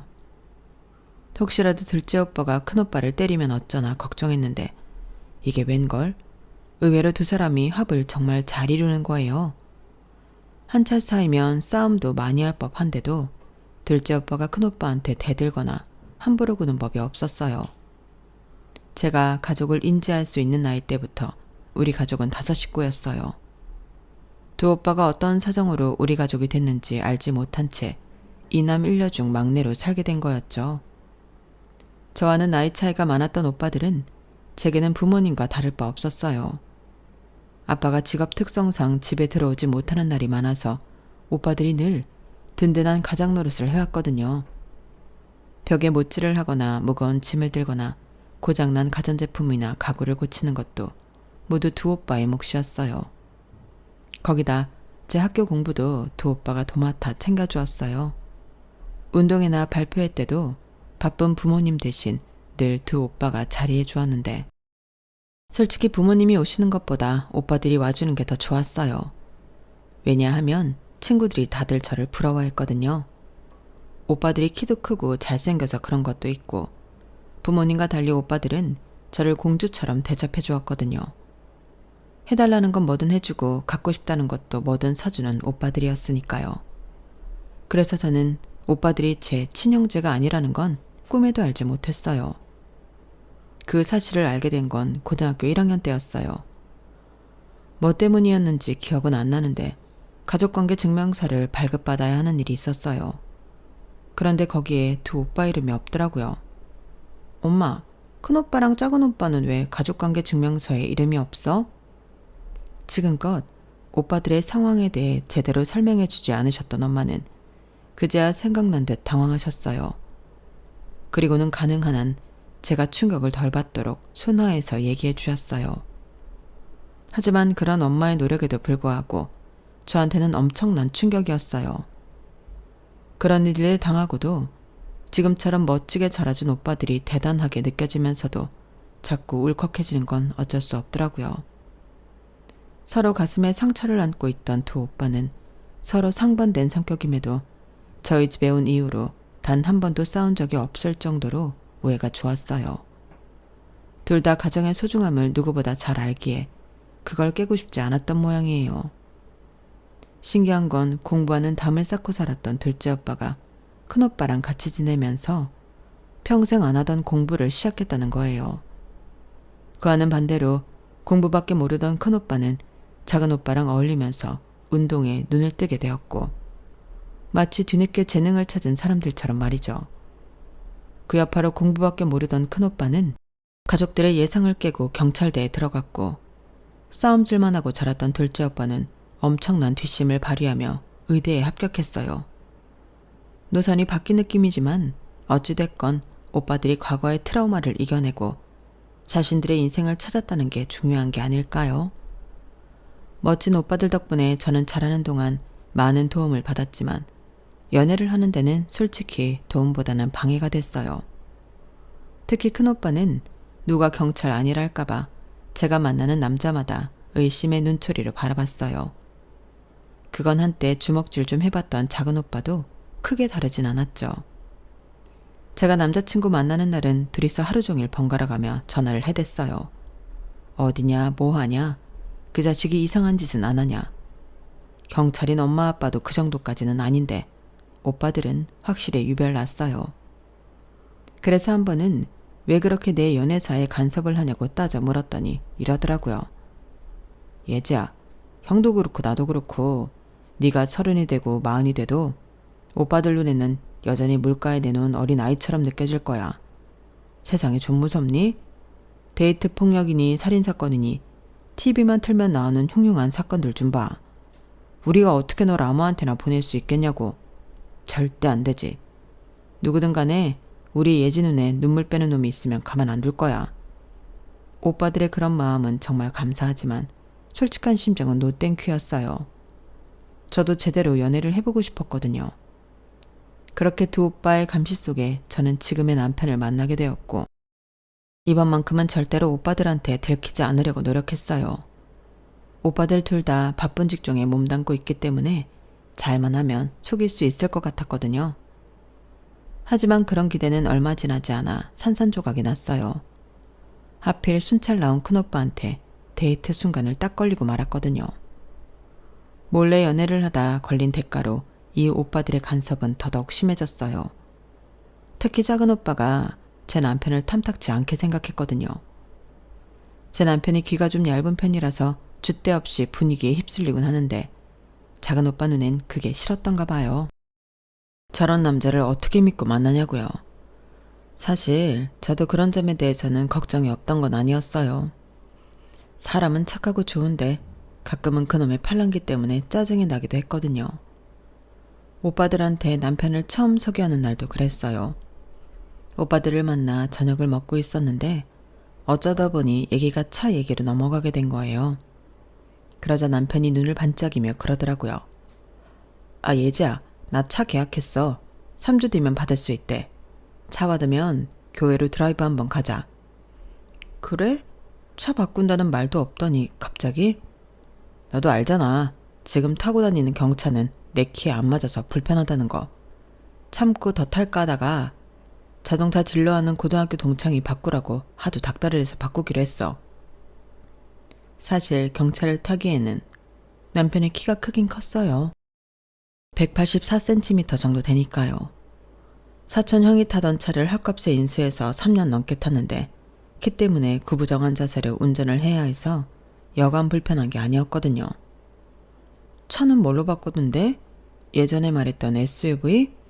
아, 그게 말이야. 실은 수입차로 했어. 수입차? 어떤 걸로? 자기도 알지? 전에 홍대 주차장 골목에서 봤던 빨간색 예쁜 차.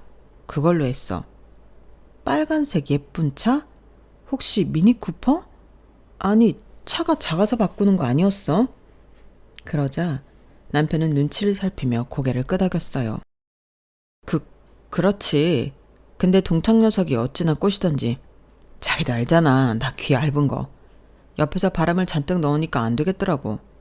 그래도 가까이서 실물 보니까 확실히 예쁘긴 하더라고. 보면 자기도 좋아할 거야. 순간 두 오빠 표정은 황당 그 자체였고 저 역시 표정을 감추기 힘들었어요. 그러자 남편은 두 오빠와 제 눈치를 보며 쩔쩔매고 변명을 이어갔어요. 그렇게 첫 만남부터 오빠들한테 줏대 없는 놈으로 찍힌 남편은 이후로도 그 이미지는 바꾸지 못했어요. 대신 저한테는 참 잘한다는 걸 내세워 가족들한테 점수를 따나갔어요. 남자다움보다는 저한테 잘하는 게 식구들한테 점수 따기는 더 좋았으니까요.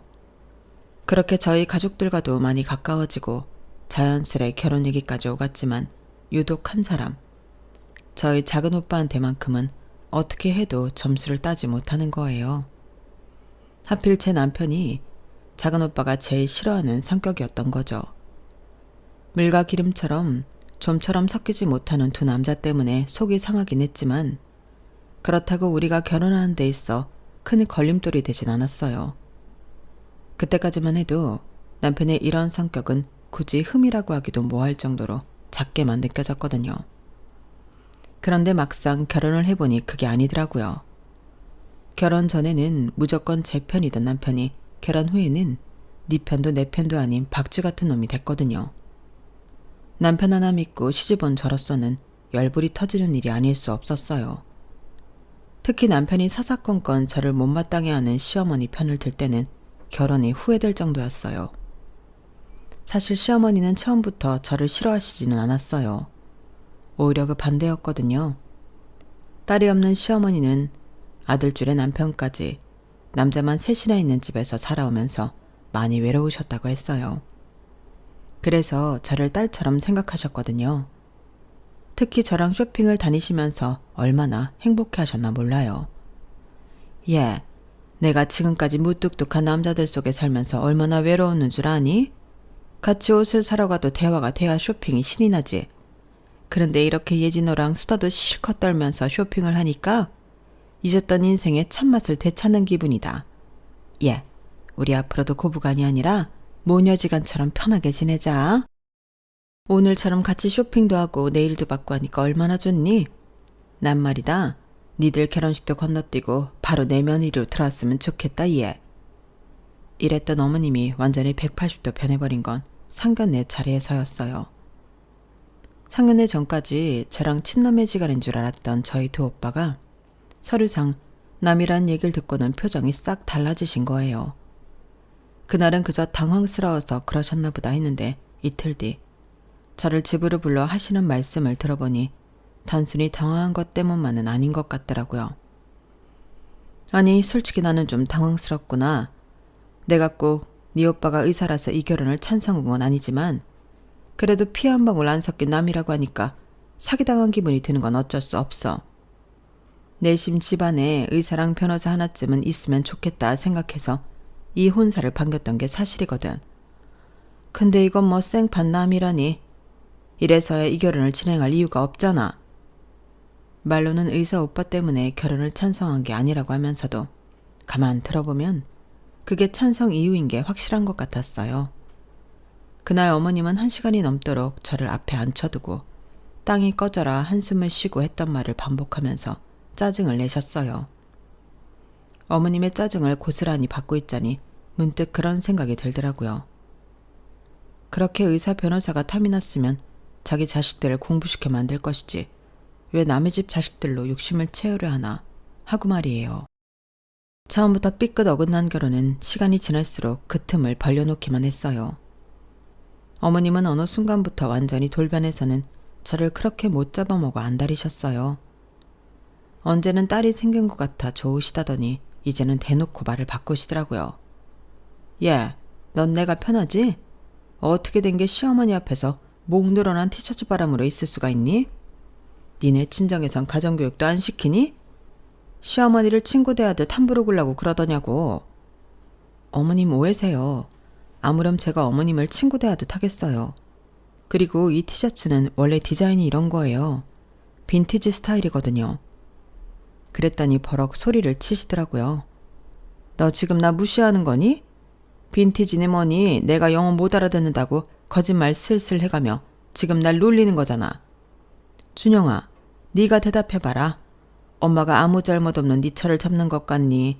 아니면 네 처가 시어머니 나한테 함부로 구는 것 같니? 어서 대답 좀 해보라고. 그 말에 남편은 난처한 표정으로 저랑 시어머니를 번갈아 보다가 이러는 거 있죠. 당신이 엄마한테 사과드려. 아무리 그래도 어르신인데 이겨먹을 생각을 하면 안 되지. 남편의 말에 저는 심장이 쿵 내려앉는 기분이었어요. 아니, 내가 뭘 잘못했다고 사과를 해야 해요? 딱 봐도 어머님이 말도 안 되는 걸로 트집을 잡고 있는 건데 어떻게 나한테 사과하란 말을 할 수가 있느냐고요. 어이없어서 남편을 흘겨봤더니 이놈의 인간이 글쎄 지네 엄마 뒤로 쏙 숨지 뭐예요. 그때 알아봤어요. 대수롭지 않을 것 같았던 남편의 성격이 결국엔 내 결혼 생활의 최대 변수가 될 수 있다는 걸요. 이후로도 어머님은 수시로 저희 집에 찾아와 사람 속을 뒤집어 놓으셨고 그럴 때마다 남편은 갈팡질팡하며 고부간의 갈등에 불만 더 지펴놨어요. 그러다 시동생이 결혼을 하면서 저는 조금 숨통이 트이게 됐어요. 이 집안의 유일한 며느리였을 땐 좋은 것도 나쁜 것도 온전히 혼자 받아내야 했지만 동서가 들어온 이후로는 어머님의 관심에서 벗어날 수 있었거든요. 게다가 동서의 직업은 어머님이 그토록 바라던 변호사여서 예전에 저한테 해주셨던 것과는 비교가 안 될 정도로 물리적으로 심적으로 동서한테 잘해주셨거든요. 개모임에 나가서 친구들 앞에 둘째 며느리 자랑하며 으스대고 오신 일들부터 시비가 붙었을 때 변호사 며느리 덕분에 손해보지 않고 일을 정리했던 것까지 마치 영웅담을 쏟아내듯 온 가족 앞에서 동서 자랑을 하셨어요. 그러면서 은근히 저한테 꼽을 주셨죠. 사람이란 착오로 각자 쓰임을 가지고 세상에 태어나는 법인데 큰애 너는 도통 그 쓰임이 뭔지 모르겠구나. 살림을 잘하기라니 그렇다고 사회적으로 성공을 하기랬니. 그도 아니면 손주라도 낳아서 시부모한테 기쁨을 주기를 하니. 뭐 하나 제대로 한 거 없이 그러고도 만며느리라고 어깨 펴고 앉아있는 걸 보니 참 한심하구나. 어머님, 다른 건 몰라도 아이 문제는 제가 낳기 싫어서 안 낳는 거예요. 전에도 말씀드렸잖아요. 아이는 저희 둘 다 대리 승진한 뒤에 갖겠다고요. 그러니 앞으로 1년만 더 기다려주세요. 그래 엄마, 예지랑 나랑 승진하면 그땐 엄마가 말 안 해도 애부터 만들게. 그럼 됐지? 그러자 어머님은 당신 아들이 제 편을 드는 게 안 입고 오셨는지 화를 내시더라고요. 되긴 뭐가 돼? 하여간에 지 와이프 치마폭에 쌓여서는 앵무새처럼 했던 말이나 반복할 줄 알지. 그래, 그네 네 말대로 승진할 때까지 기다린다 치자. 그때가 돼서 니들 계획대로 애가 생긴다고 어떻게 보장하니? 안 생기면 그땐 어쩔 건데? 뭐든 다 때가 있는 법이다. 그러니 괜히 잔머리 굴리지 말고 순리에 맞게 물 흘러가듯이 살아. 지금 니들이 버리면 애 하나 못 키울 것도 없잖아. 그 말에 남편은 또 팔랑귀가 돼서는 어머님 쪽으로 또로록 넘어가 버렸어요. 키우고도 남지. 그러고 보니까 엄마 말대로 그때 가서 안 생기면 그것도 문제네. 자기야, 우리 그냥 피임 그만두고 애부터 만들자. 엄마 말 들어보니까 그게 맞는 것 같아. 아니, 어쩌면 이렇게 줏대도 없고 생각도 없는 남자가 다 있는 거죠. 제가 지금 애를 갖게 되면 출산 휴가 이후에 내 자리를 되찾기 힘들다고. 대리 따면 그때 갖자고 그렇게 설명을 했는데 이런 식으로 나오면 어쩌냐고요. 정말이지 생각 같아선 저 인간 뒤통수를 한 대 때려주고 싶었지만 꾹 참고 넘겼어요. 앞으로 이 남자를 믿고 이를 도모해서는 안 되겠다는 확실한 교훈만 얻을 수 있었죠.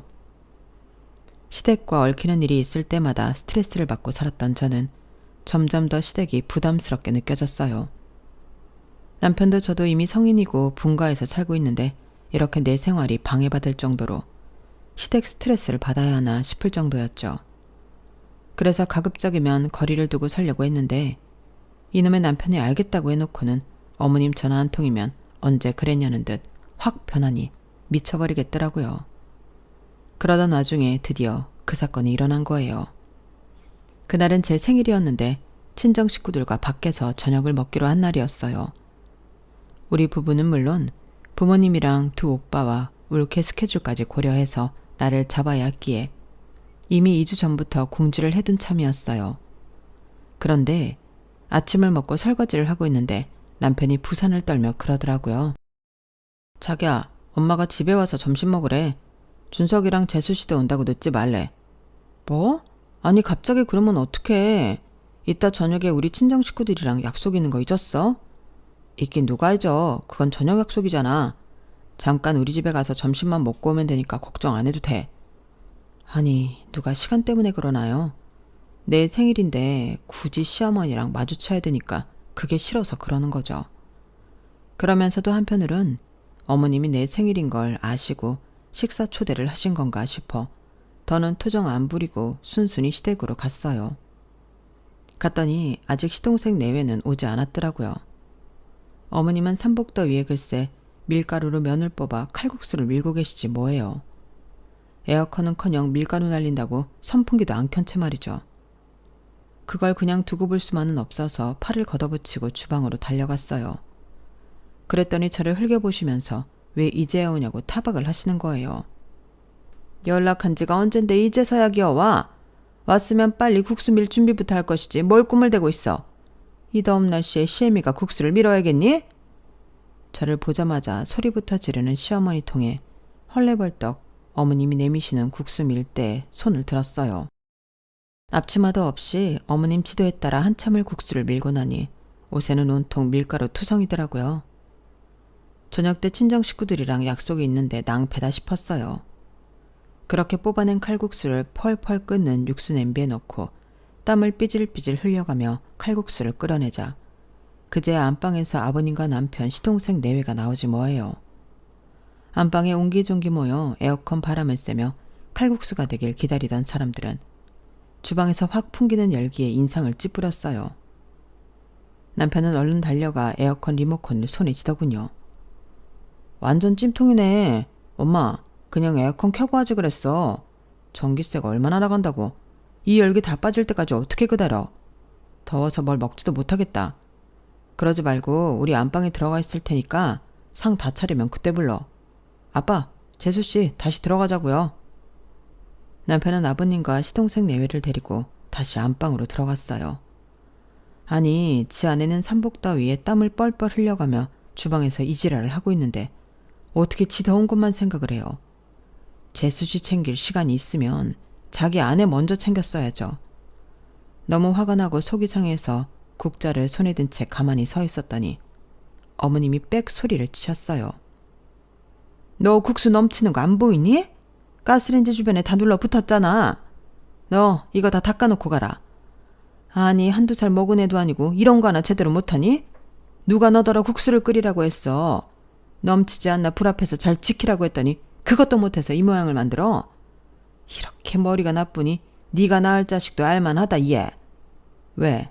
내 말이 기분 나쁘니? 아니 없는 말 지어서 한 것도 아닌데 뭐가 기분이 나빠? 과학 프로에서 그러더라. 자식은 엄마 머리 담는다고. 그러니까 인상 그만 쓰고 얼른 상부터 차려. 작은 애 배고프겠다. 저는 그래도 혹시나 어머님이 제 생일을 기억하시고는 일부러 점심을 먹자고 부르신 게 아닐까 기대를 했는데 완전 헛다리를 짚은 거였더라고요. 그날 점심 모임은 동서가 송칼국수가 먹고 싶다고 한 말 때문에 갑자기 만들어진 자리였던 거예요. 어머님이 굳이 저까지 부른 건 일을 시키려고 그랬던 거였죠. 그것도 모르고 혹시나 하는 기대를 품고 밀가루를 뒤집어 썩으며 국수를 민 내 자신을 생각하니 눈물이 날 것만 같았어요. 그런데 여기서 끝났으면 그래도 참고 넘어갈 수 있었을 그날의 일이 걷잡을 수 없이 변해버린 건 바로 그 다음 일 때문이었어요. 식탁에 수저를 놓고 국수 대접까지 다 놓고 나니까 그제야 안방에서 아버님과 남편, 시동생 내외가 나왔어요. 그 사이 에어컨 바람에 더위가 가셔서 그런지 다들 국수 먹을 생각에만 들떠있더군요. 그렇게 식탁 의자에 하나씩 자리를 잡고 앉았는데 제가 마지막으로 제 국수를 떠서 식탁으로 갔더니 제가 앉을 빈 의자가 없는 거예요. 그런데도 이놈의 인간들은 아무 일 없다는 듯이 맛있게 국수를 퍼먹고 있는 거 있죠. 당황한 저는 국수 대접을 손에 든 채 어머니께 의자가 하나 모자라다고 말씀드렸어요. 그랬더니 아 그거 다리가 덜컹거리길래 술이 맡겼다. 의자가 없으면 그냥 서서 먹어. 그게 뭐 그리 대수라고 그러니? 그러자 동서가 이제야 상황을 파악하고는 그러더라고요. 어머 죄송해요 형님. 형님한테 의자가 없는 것도 모르고 먼저 국수부터 먹었네요. 제가 일어날 테니까 형님이 여기 앉으세요. 그러자 어머님이 극구 말리시며 제게 그러시는 거예요. 예, 네가 뭐 대단한 사람이라고 변호사씩이나 되는 잘난 내 둘째 며느리를 일으켜 세우고 그 자리에 앉으려더니 넌 그냥 서서 먹어도 되는 거 아니니? 그랬더니 지금까지 대접에 코를 쳐박고 칼국수를 퍼먹고 있던 남편놈이 덩달아 그러는 거예요. 그래, 자기가 그냥 서서 먹어. 자기는 다리도 튼튼하잖아. 남편의 그 한마디에 지금까지 참아왔던 제 인내심이 한계에 다다랐어요. 이놈의 집구석 인간들은 물론 남편 새끼는 도저히 용서가 안 되겠구나 하고 말이죠. 그래서 손에 들고 있던 칼국수 대접을 그대로 남편 머리에 들이부었어요. 야, 너는 입보다는 머리로 처먹는 게 낫겠다. 네 머리에 영양분을 좀 줘야 대가리가 좀 돌아갈 것 같거든. 어쩜 그렇게 생각이란 게 없어? 네 주둥이에 들어간 것만 생각하지 말고 상황 파악은 해가면서 말을 하란 말이야. 아, 뜨거! 너 미쳤어? 그래, 미쳤다. 머저리 같은 너랑 양심도 없는 네 엄마 때문에 내가 아주 미쳐버렸다고. 뜨거워. 이깟게 뜨겁냐고. 난 니들 입에 들어갈 국수 밀고 끓이느라 속에서 아주 천불이 나고 있는데 고작이 국물이 뜨겁다는 소리가 나오니?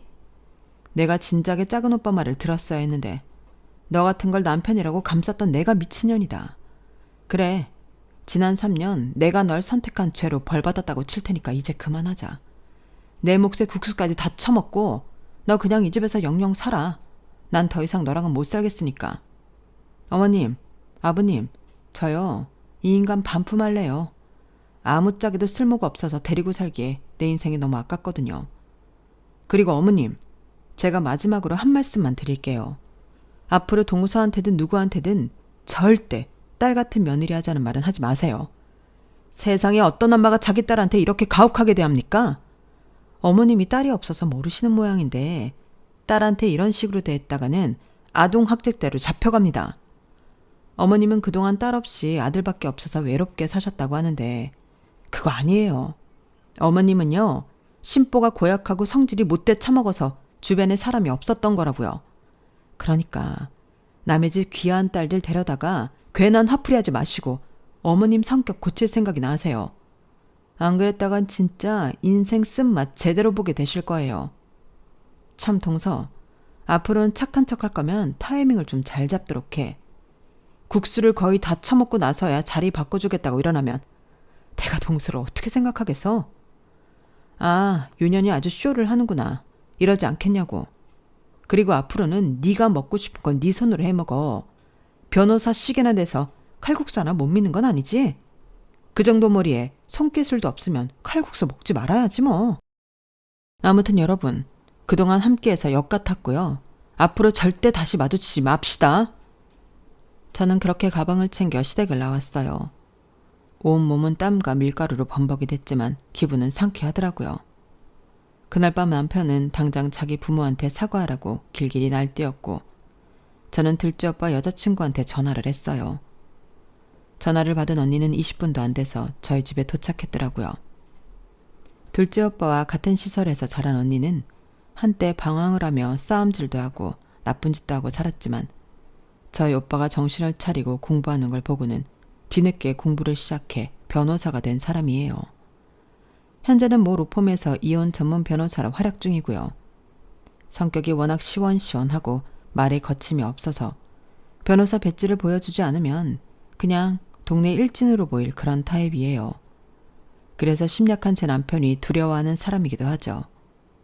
언니는 저희 부부를 앉혀두고 이혼 상담을 해주었어요. 결혼기간 내내 제게 정신적 스트레스와 인격 모독을 일삼은 시어머니의 행동과 이를 방관하고 오히려 어머님과 함께 저를 힘들게 만들었던 남편의 행동은 이혼 사유에 해당한다는 게 결론이었어요. 그러니 합의 이혼을 할지 소송으로 갈지 결정을 하라고요. 남편은 절대 이혼은 안 된다고 난리쳤지만 그건 남편이 결정한 일은 아닌 거였죠. 그렇게 저는 이혼을 선택했고 남편은 동서를 자기 측 변호사로 세워 소송전으로 가겠다고 했어요. 하지만 얼마 뒤 동서가 돌연 발을 빼면서 남편은 합의 이혼을 해주겠다고 연락했더라고요. 저는 또 저희 쪽 로펌이 이혼 소송으로 만만치 않은 곳이라서 소송을 포기한 건가 했는데 알고 보니 그간 시동생이 바람을 피워온 게 걸려서 그 부부야말로 이혼 위기라 그런 거더라고요. 이렇게 3년간의 결혼 생활은 끝이 났고 저는 다시 친정에 들어가 살고 있어요. 집에 돌아온 뒤에 한 가지 깨달은 게 있어요. 그동안 우리 오빠들은 피 한 방울 안 섞이고도 쉽게 가족이 됐구나 생각했었는데 어쩌면 그게 아니었을지도 모른다는 생각이 들었거든요. 가족이 되기 위해 두 오빠가 얼마나 노력을 했을지 다는 아니어도 조금은 짐작할 수 있었으니까요. 제가 시댁에 녹아들기 위해 노력했던 것처럼 말이죠. 비록 저는 한 번의 실패를 하게 됐지만 이 실패를 발판 삼아 앞으로 조금은 나은 선택을 할 수 있을 거라 생각해요. 그게 언제가 될지는 모르겠지만 지금보다 성숙한 선택을 할 수 있도록 열심히 제 자신을 갈고 닦을 생각입니다. 지금까지 제 사연을 들어주셔서 감사합니다. 항상 꽃길만 걸으시길 진심으로 바랍니다. 여러분, 사연 댓글에 응원과 현명한 조언 부탁드려요. 좋아요와 구독은 저에게 큰 힘이 됩니다. 오늘도 좋은 하루 되세요.